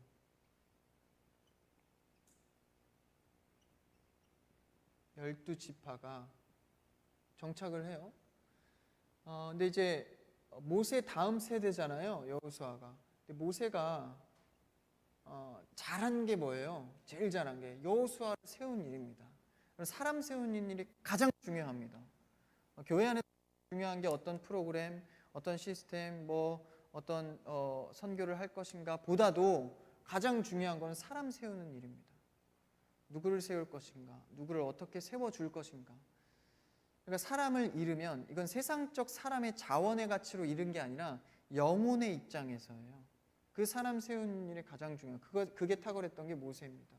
모세의 업적이 아무리 뭐 돌판을 깨고 뭐 아무리 잘못한 일이 있었어도 여호수아 세운 일에 대해서는 최고다라는 거예요. 여호수아도 일을 굉장히 잘했어요. 전쟁도 잘하고 사람들 리더십이 있었어요. 그렇죠? 능력도 있었습니다. 전쟁도 잘 치렀죠. 근데 부족한 게 있었어요. 사람 세우는 일을 못했습니다. 여호수아 다음에 사람이 안 세워져요. 그렇죠? 그래서 사사시대가 오는 겁니다. 모세는 사람을 아주 잘 세웠죠. 모세는 어떤 사람의 부류였냐? 바로 자기가 없어도, 자신이 없어도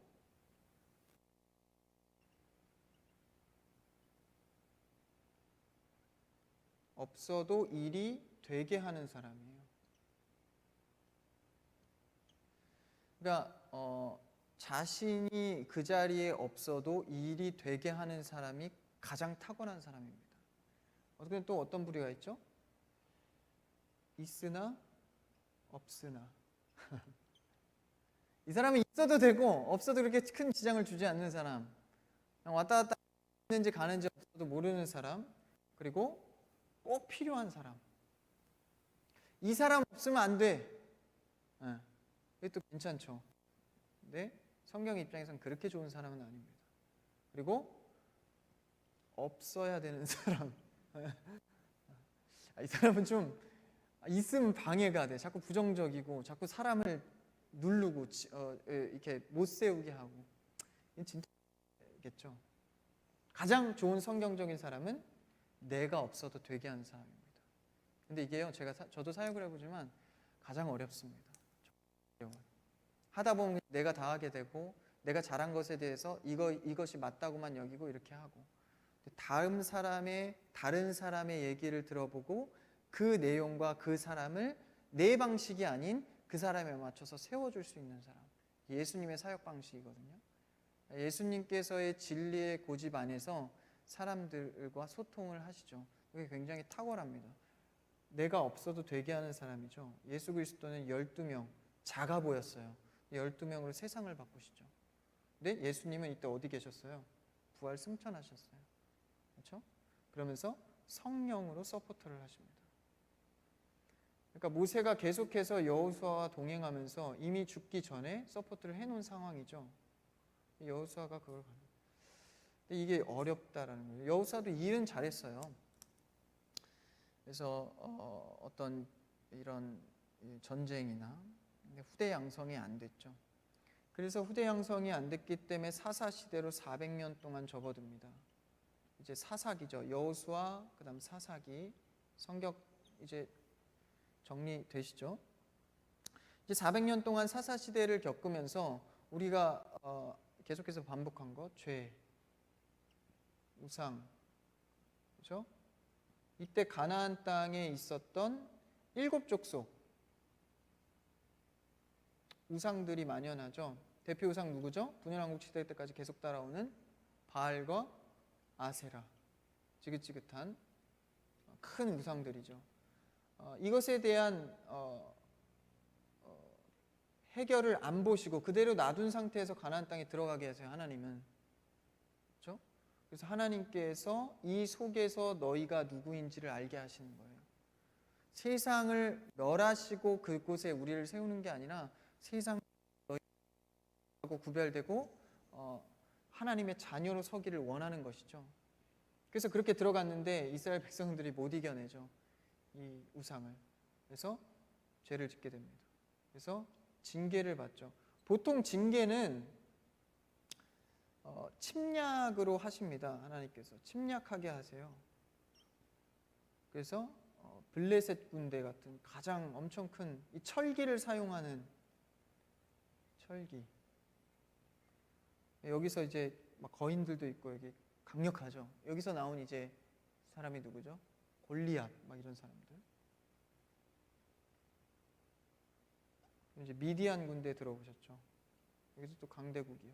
이런 대국을 통해서 징계를 하시죠. 그때 누굴 보내시죠? 사사. 그래서 이들을 이기게 해주신 것도 이기게 해주신 건데 진짜 목적은 뭐예요? 회개.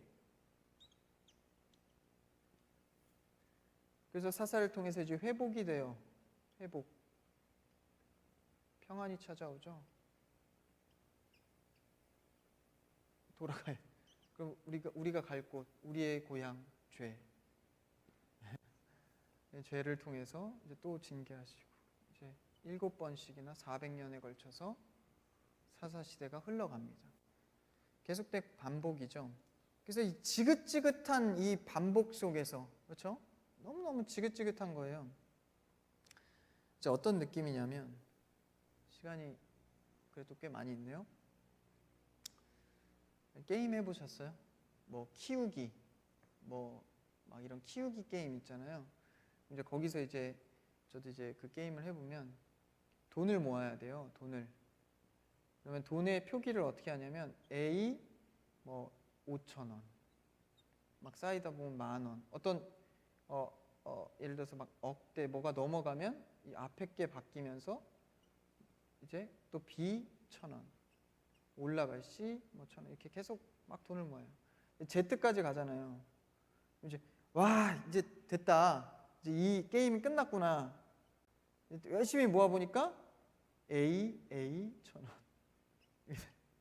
A B 1,000원 다 된 것 같아요.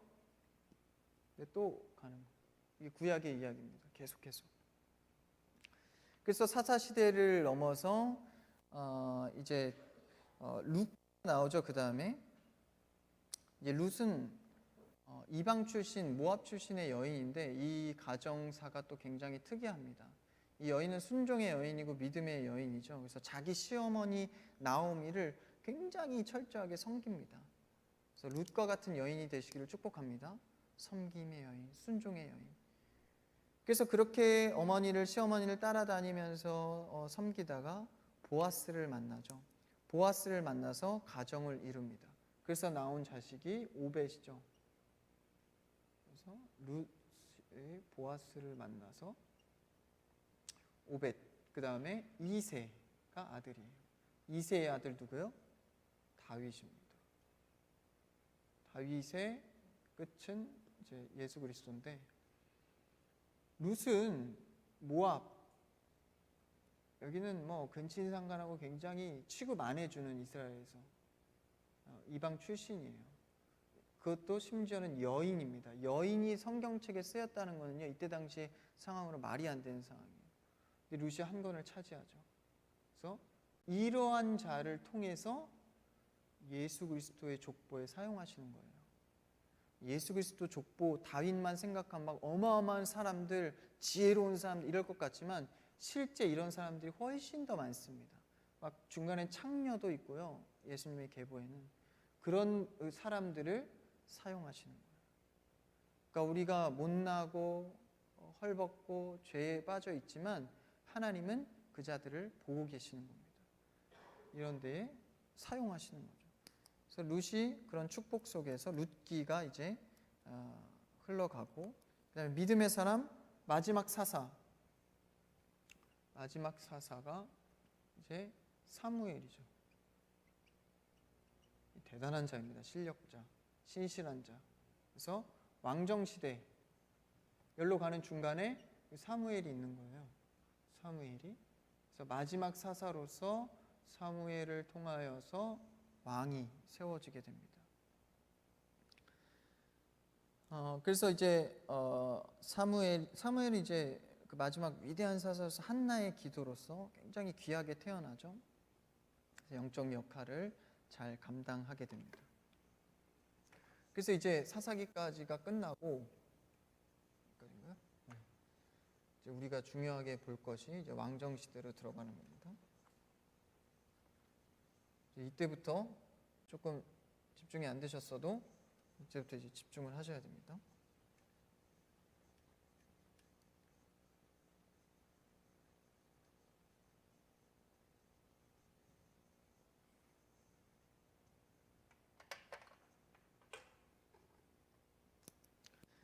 사무엘 상하가 있죠. 처음에 이제 사무엘 상하, 그다음에 열왕기 상하, 그렇죠? 그다음에 여기 하에 걸쳐서 역대 상하. 역대 상하는 누구 위주로 쓰여진 거죠? 네? 북이스라엘 남유다. 남유다입니다. 남유다의 유다 관점에서 쓰여졌어요. 그렇기 때문에 사무엘 상하와 열왕기 상하와 같이 역사적으로는 흘러갑니다. 이렇게 시간의 흐름이고 역사적 흐름이고 또 이렇게 동시에 같이 가는 거예요. 근데 얘는 유다 관점에서 쓰여졌어요. 그래서 다윗 얘기와 이제 왕 얘기가 나오죠. 근데 이제 여기서 보면 이건 순서대로잖아요. 여기서 이제 사무엘 나오고 사울 나오고, 그다음에 하에서 다윗 나오고, 그다음에 열왕기 상에서 이제 누구죠? 솔로몬 나오고, 나머지 왕들이 나오고, 그렇죠? 다른 왕들이 분열 왕이죠. 왕들이 이렇게 나옵니다. 이렇게 흘러가는 거예요. 이 느낌을 알고 계시면서 이제 그러니까 한번 볼게요.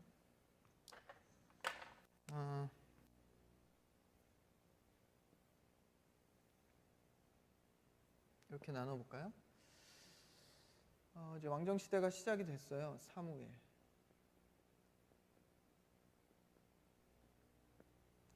이제 사울이죠. 그다음 다윗. 그다음에 솔로몬. 그러면 몇 년씩 통치했다 그랬죠? 40년씩 사이좋게. 그래서 120년이 흘러갑니다.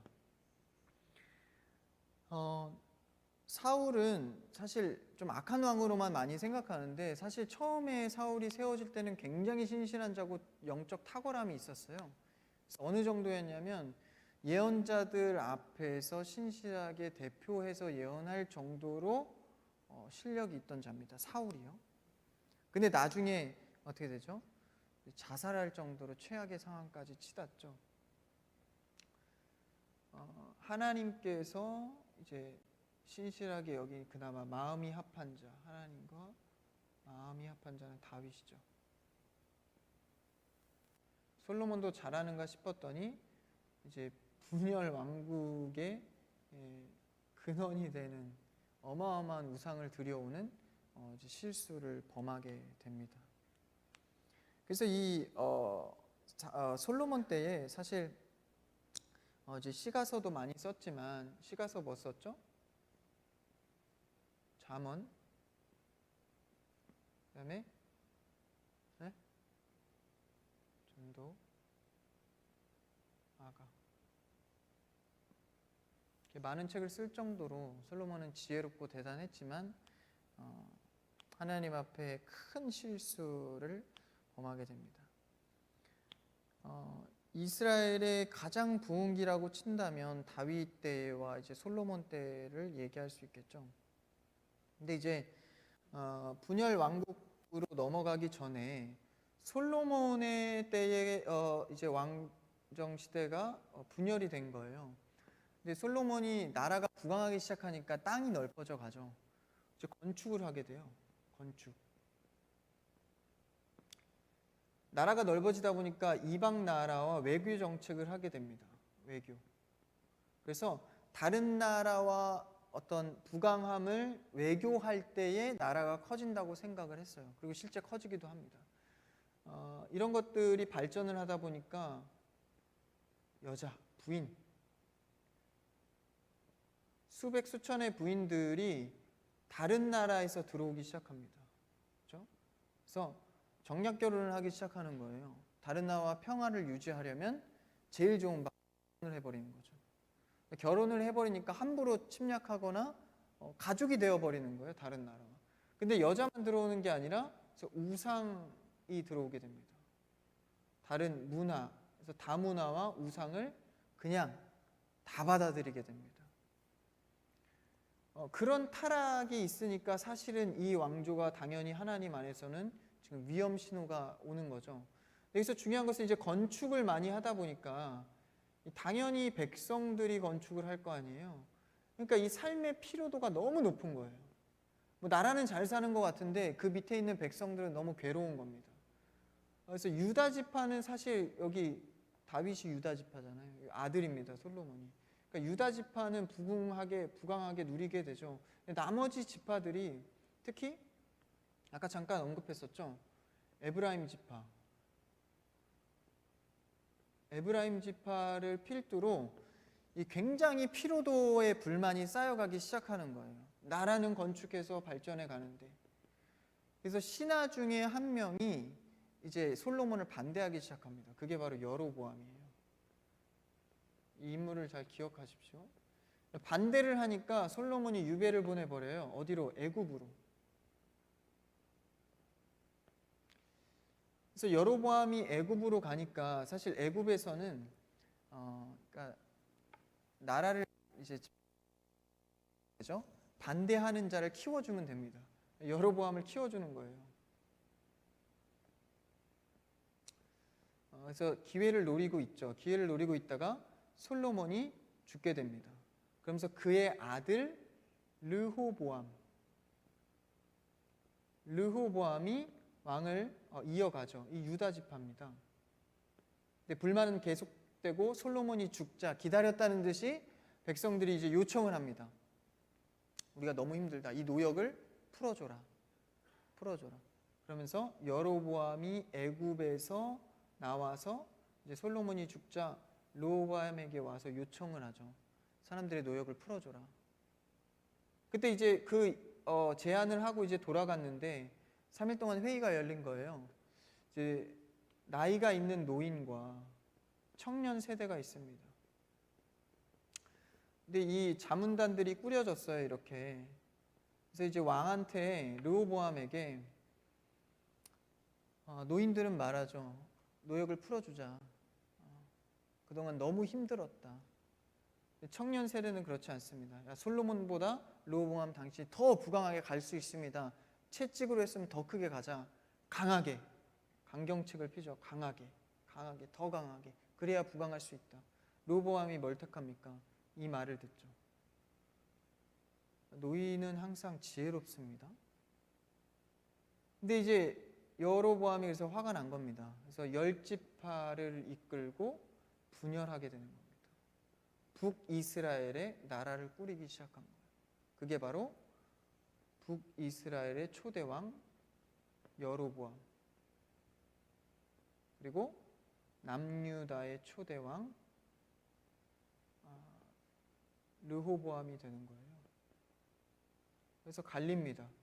10개의 지파가 여기 있으니까 여기는 유다 지파랑 이제 베냐민 지파, 여기는 같이 했어요. 그래도 이 지파는.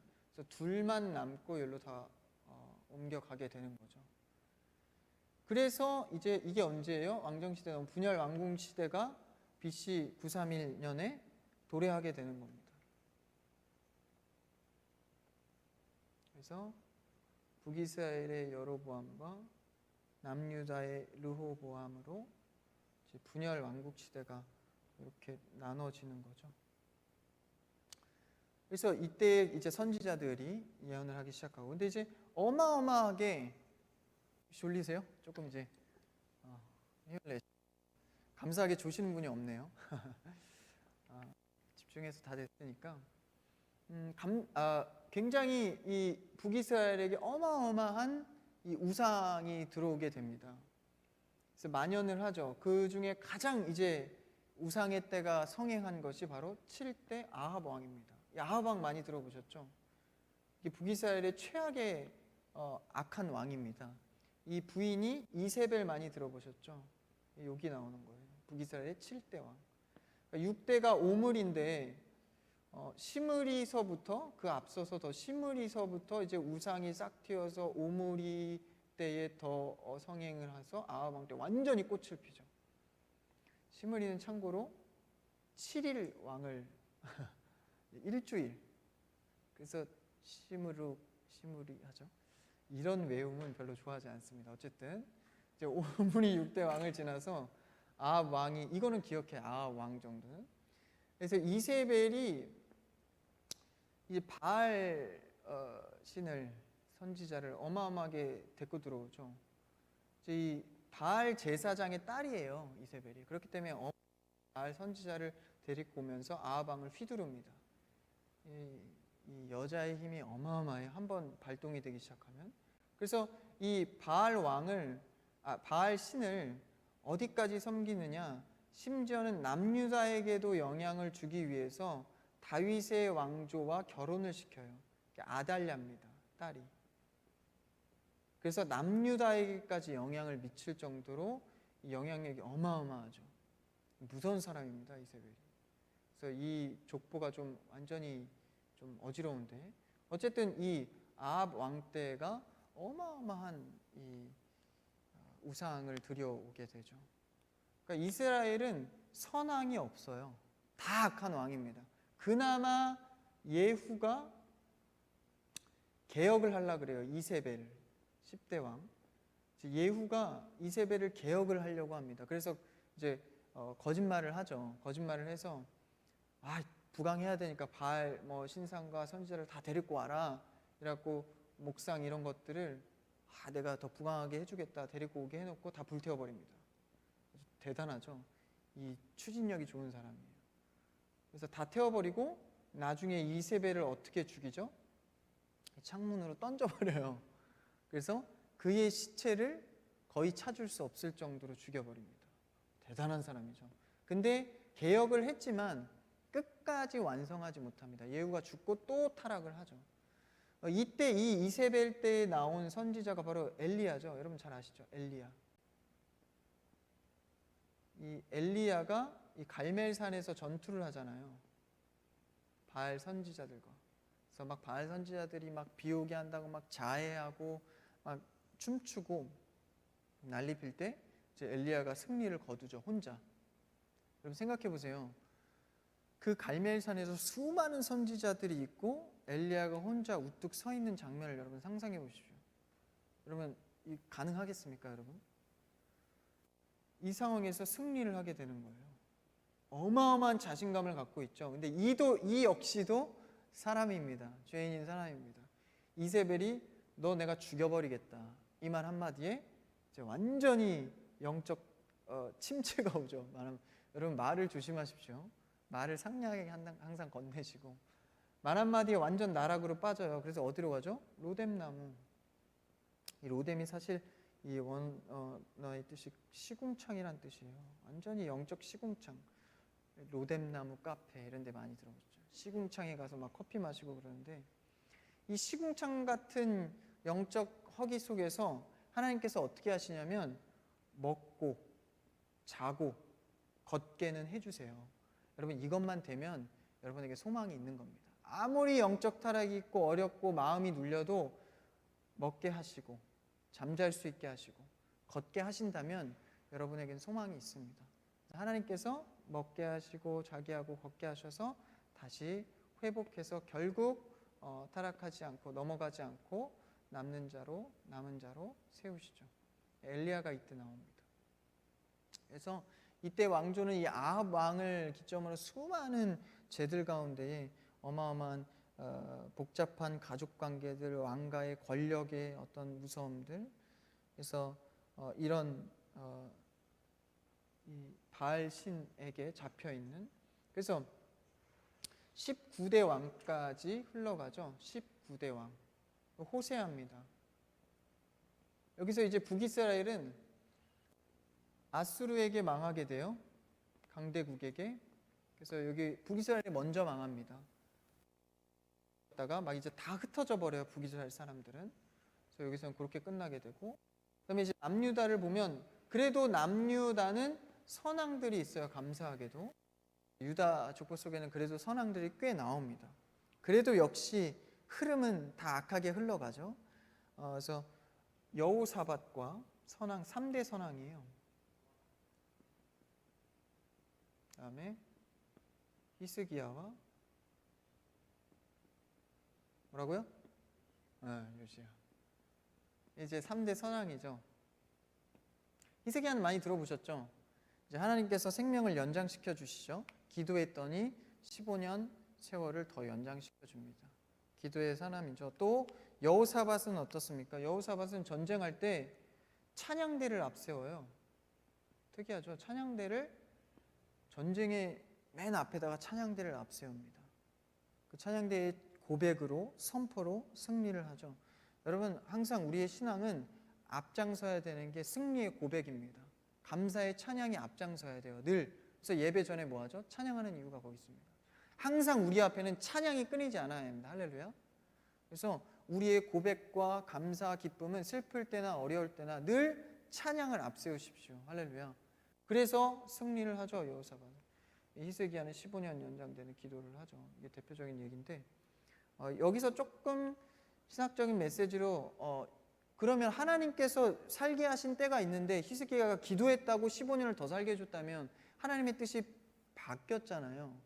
그럼 말씀은 변함이 없다 그랬는데 바꿔버리신다는 거예요. 그러니까 우리의 입장에서는 바뀐 걸로 인식을 하지만 하나님의 입장은 히스기야의 삶은 15년까지가 계획입니다. 기도해서 물론 이렇지만 조금 신학적인 부분인데 어쨌든 그래서 하나님이 계획을 막 틀어버리시고 막 말씀을 바꾸고 이런 게 아니다라는 거예요. 그 다음에 이제 요시야 왕이 16대 왕으로서 이때 이제 이게 13대 여기가 4대인가요? 4대 13대 그래서 이때 이 요시야 왕이 굉장히 어린 나이에 8세의 왕에 등극을 해요. 그러면서 이제 전에 얘기했던 거 있죠. 모세가 이제 가나안 땅으로 여호수아가 들어가기 전에 부탁한 거 뭐죠? 말씀을 읽어라. 7년에 한 번씩 꼭 말씀 이 율법을 읽어라. 7년에 한 번씩은 안식년인데 그때 초막절 때 너희가 다 같이 모여서 말씀을 읽어라. 그걸 당부를 하죠. 말씀을 읽었어요? 안 읽었어요? 안 읽습니다. 몇 년 동안? 400, 800, 1000년 동안. 1000년 동안 2번 읽습니다. 그러니까 가나안 땅에서의 삶도 그렇고 왕정 시대 때도 사실 그렇고 당연히 타락할 수밖에 없는 거예요. 왜? 말씀을 안 읽으니까. 그래서 모세가 그렇게 부탁한 거예요. 말씀만 읽으면 된다. 말씀만 가까이 하면 너희의 삶은 문제없어. 가나안 땅의 수많은 우상들, 왕들의 권력 욕심들 다 상관없어. 말씀을 가까이 하면 돼. 근데 1000년 동안 그 안식년에 돌아오는 그 초막절에 한 번도 읽지 않습니다. 성경에 기록이 없어요. 근데 2번 나오는데 바로 이 요시야 때 한 번이 나옵니다. 이때 우연치 않게 그것도 이제 우연치 않게 성전에서 뭐 이상한 책을 발견한 거예요. 읽어보니까 너무 좋아요. 말씀이 이게 성경인지도 모르는 거예요. 이게 너무 좋다.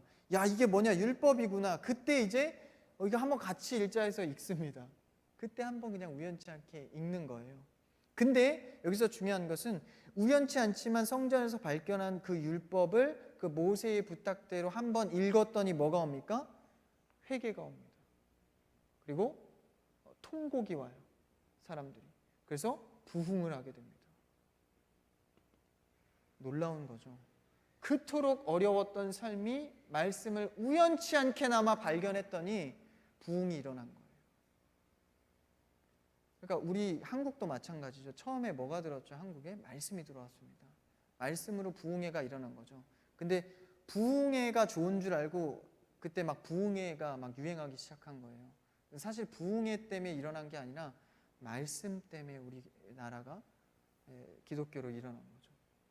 그래서 이 선왕들이 나옵니다. 그 다음에 이제 20대 왕으로 시드기야를 마지막으로 이 시드기야가 참 이제 남유다는 바벨론에 의해서 아까는 아수르였죠. 북이스라엘에서는 이제 남유다는 바벨론에 의해서 멸망을 하게 됩니다. 이 강대국들은 항상 포로로 잡거나 그 나라를 망하게 할 때 굉장히 잔인하게 해요.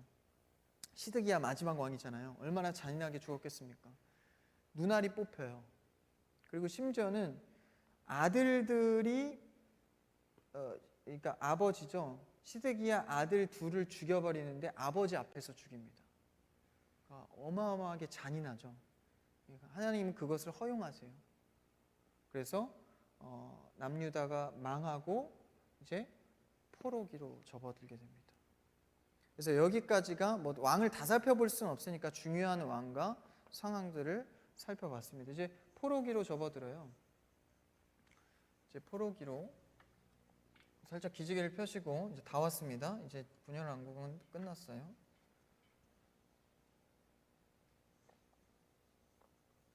이제 위에 적어놓은 상황으로 따라오시면 사실 그렇게 어렵진 않죠.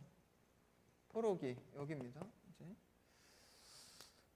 포로기 때는 여러분 성경 나누는 그 정리된 거를 보시면 3명 있잖아요. 그렇죠? 그것은 이제 포로 기한 시대 때 3명 이때죠.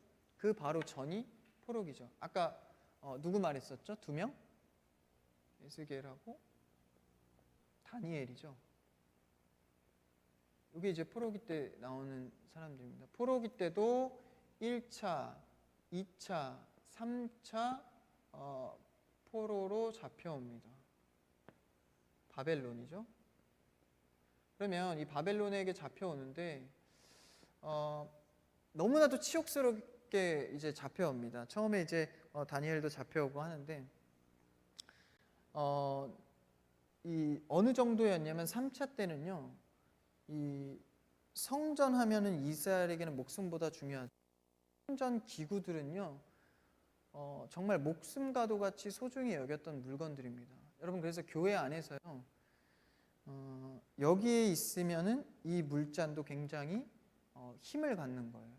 예배하는 데 쓰여지는 도구가 되는 겁니다. 근데 그냥 편의점에 이렇게 덜렁 서 있으면 이건 물이에요. 근데 여기 와서 쓰여지는 기구가 되면 거룩하게 다뤄야 하는 겁니다. 왜냐? 사람들에게 예배하는 장소에서 덕을 주는 행위가 돼야 되기 때문에.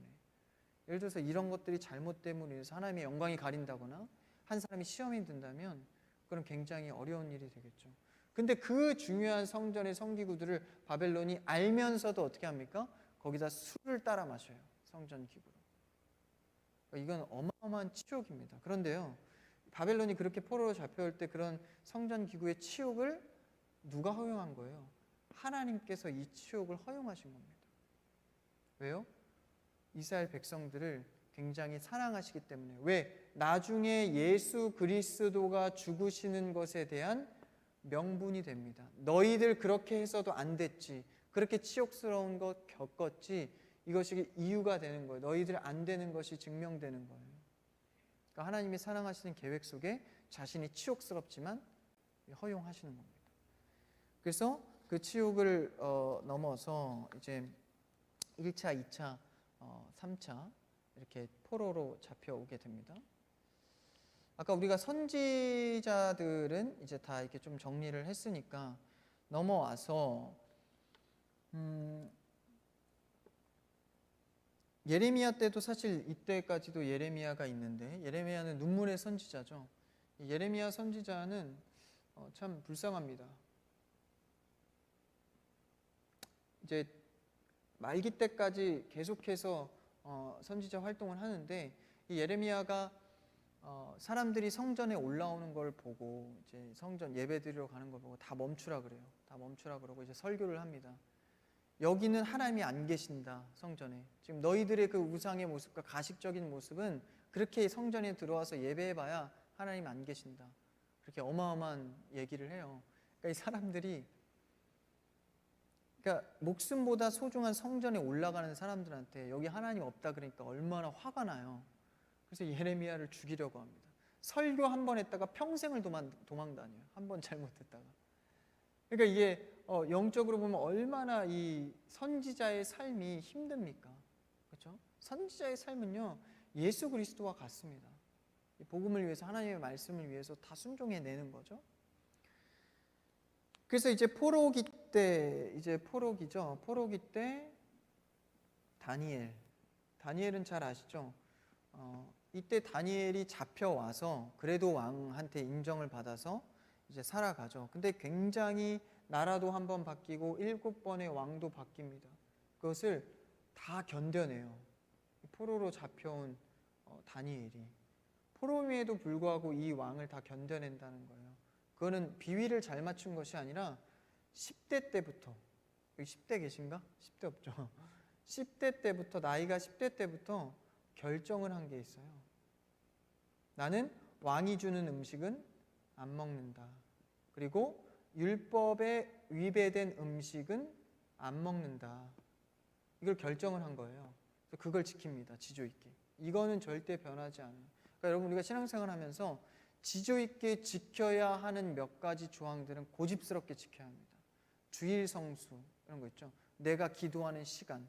그래서 다니엘도 기도 시간은 절대 주기를 조서를 꾸며서 다니엘에게 향한 조서였지만 그것도 마다하고 심지어는 창문을 공개하면서 원래 습관대로 하던 대로 그냥 쭉 합니다. 결과가 좋았어야 되는데 사자굴에 갑니다. 그런데도 하나님은 사자굴에서 죽지 않게 하시죠.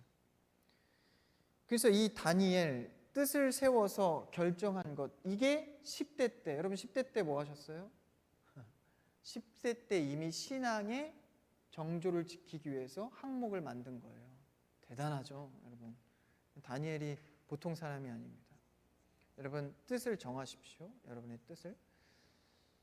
그래서 이제 이때 같은 시기에 활동한 이제 선지자가 에스겔이죠. 에스겔도 참 불쌍해요. 이 제사장 가문인데 이제 얼마 안 남았어요. 30세 때 제사장이 되는데 이제 그때 이제 포로로 끌려온 거예요. 그러니까 좀 있으면 이제 인생 피는데 제사장이 되는데 이제 그때 포로로 잡혀온 겁니다. 그러니까 얼마나 억울해요. 그래서 이제 포로 생활을 하면서 너무 억울하니까 이제 강가에 가서 웁니다. 그래서 거기에 이제 우리가 들어봤을 거야. 그발 강가에 가서 울게 돼요. 하나님 앞에 이제 억울함을 토로하죠. 그때 하늘이 열려서 하나님의 신이 임합니다. 하나님이 임했다라는 거예요. 그래서 마른 뼈가 살아나는, 그래서 다시 지을 성전의 포로기 때 회복을 환상으로 보여줍니다. 그래서 마른 뼈가 살아나고 성전에서 물이 흘러나와서 막 다 살아나는 거예요. 뼈도 살아나고 심지어는 사해바다, 염분이 많은 그곳에, 물고기가 살 수 없는 곳에서도 다 살아나는 겁니다. 그 환상을 보여주니까 힘이 나죠. 그래서 살아가는 겁니다, 에스겔이. 그래서 그것을 넘어가서 이제 포로 귀환 시대로 가죠. 포로 귀환 시대도 1차, 2차, 3차로 동일하게 이제 귀환을 합니다. 이때 당시에는 3차 때에 나온 선지자가 우리가 본 학개, 스가랴, 말락입니다. 그리고 역사서로는 에스라, 느헤미야, 에스더가 되겠죠. 그래서 이때 인도를 한 사람이 스룹바벨, 그 다음에 2차 때는 에스라, 역사서죠. 그 다음에 3차 때 느헤미야가 인도해서 나오게 됩니다. 이때 선지자는 누구예요? 학개, 스가랴, 뭐죠? 말라기. 이렇게 정리가 되는 거예요. 그래서 1차 때 스룹바벨 포로온 귀환을 할 때 성전 건축이 잘 안 돼요. 왜냐하면 진짜 회복이 완전히 돼서 돌아온 게 아니거든요. 아직도 모자란 상태지만 하나님께서 계획한 대로 귀환시키는 거예요. 그래서 성전 건축이 자꾸 늦어집니다. 막 몇십 년씩 딜레이가 돼요.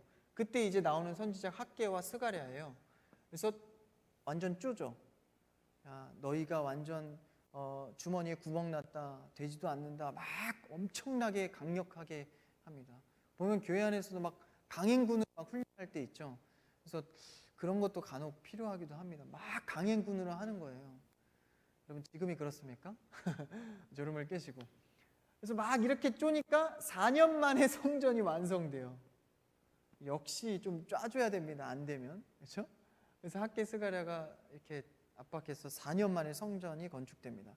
그런데 2차 포로 귀환 때 이 80년이라는 기간이 딜레이 돼서 2차에 사람들이 와요.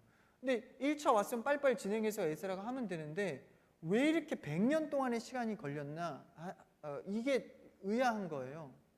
왜 그러냐면 돌아오려는 사람들이 오기 싫어해서입니다. 희한하죠. 포로기로 잡혀있던 사람들이 한 세대, 두 세대, 세 세대를 걸치면서 거기서 정착을 해버린 겁니다. 그러면 재산도 있죠, 직업도 거기 다 있죠, 관계도 거기서 다 맺은 거예요. 그러니까 너희는 하나님의 백성이야, 선민이야, 하나님의 계획대로 옮겨지는 것에 대한 인지가 떨어진 겁니다. 역시 뭐가 없었겠죠? 말씀이 없었겠죠. 말씀을 가까이 하지 않으니까 이게 하나님의 백성이라는 것이 그렇게 좋은 것임에 대한 인지가 자꾸 떨어지는 거예요. 그래서 80년 동안 딜레이가 돼요. 그렇지만 에스라를 통해서 이제 인도해서 건너오게 됩니다. 이때 나오는 또 사람이 에스더죠. 죽으면 죽으리라. 이제 이때 당시에 아하수에로 왕 다음에 2인자가 하만이에요. 바벨론의 왕의 2인자. 지금 이제 압박을 가하고 있는 바벨론에서 2인자 하만이 이 삼촌 모르드게하고 사이가 틀어집니다.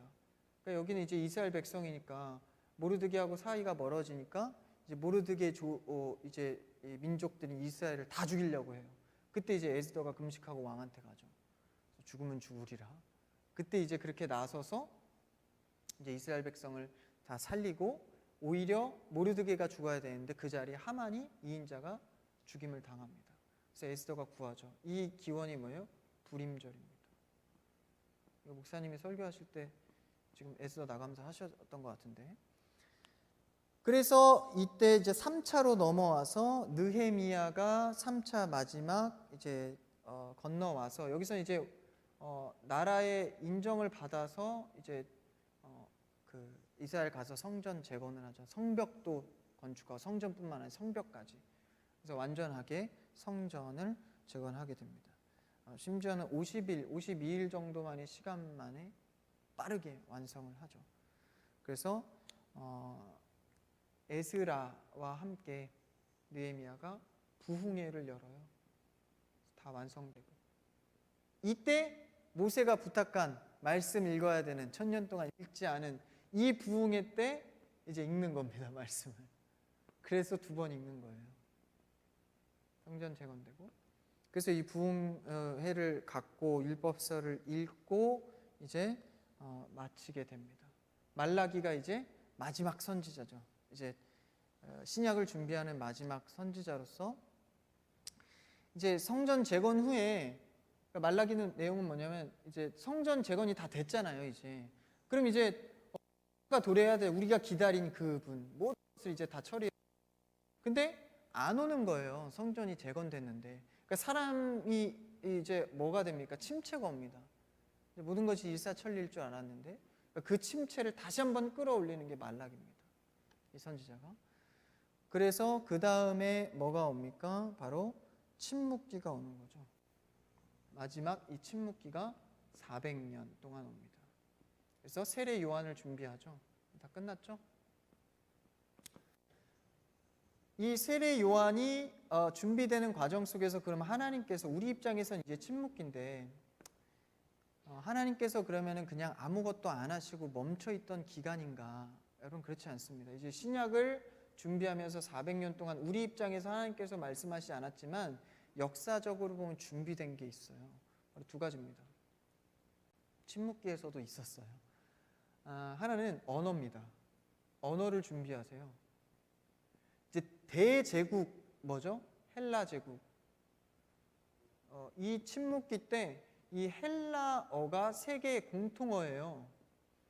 이제 영어 같은 거거든요. 근데 이때 구약 성경은 히브리어로 돼 있죠. 근데 헬라어로 번역이 됩니다. 이 침묵기 때. 그래서 신약 시대 때 전도할 때 헬라어 성경이 있었기 때문에 전도를 할 수 있었던 거예요. 이게 없으면 못하죠. 공통어니까 만국. 그래서 사도 바울이 신약에서 계속 구약을 인용하잖아요. 이때 준비가 됐기 때문입니다. 이게 첫 번째고, 2번째는 이제 로마가 어마어마한 또 나라잖아요. 제국이 되잖아요. 로마가 이제 길을 닦아놔요. 교통. 왜 그러냐면 전쟁하려고. 이 길을 닦아놓은 것을 통해서 누가 움직여요? 이 제자들, 사도들, 사도 바울이 움직이죠. 길을 닦아놓지 않았으면 어렵습니다. 그때 길 만들면서 전도하려고. 근데 침묵기 때 이것이 우리가 보이지 않는 사이에 이루어져 있었던 거죠. 하나님은 성실하시고 꾸준하시고 멈춘 적이 없으세요. 내 입장에선 침묵기 같고 암흑기 같고 멈춰 있는 것 같지만 하나님은 늘 디테일하게 일하십니다. 수천 년을 걸쳐서 봤을 때도 이 기간엔 이것 때문이었구나 확연히 드러나게. 그래서 이렇게 선지자까지 정리해서 여러분들이 원 역사에서부터 창세기서부터 말라기까지 정리를 합니다. 그래서 제가 강조하는 것은 성경을 요약했거나 스케치를 했다면 뭐 해야 돼요? 그 다음 읽어야 됩니다. 성경은 읽어야 읽는 겁니다. 요약본을 받거나 내가 한 그림을 그려냈다고 읽은 게 아닙니다. 저는 읽을 수 있는 힘을 더하여 준 겁니다. 그래서 여러분들이 꼭 이제 오늘부터라도 나는 그래도 창세기 좀 읽어보겠다. 혹은 한 권을 선택을 하세요. 뭐 출애굽기, 나 왕정시대를 한번 읽어보겠다. 사무엘상하, 열왕기상하 이걸 선택을 하셔서 꼭 읽으시길 바랍니다. 이제는 따로 읽어도 정리가 되시죠. 그래서 말씀 가운데 한 말씀을 들어도 어느 시기 때 어느 상황.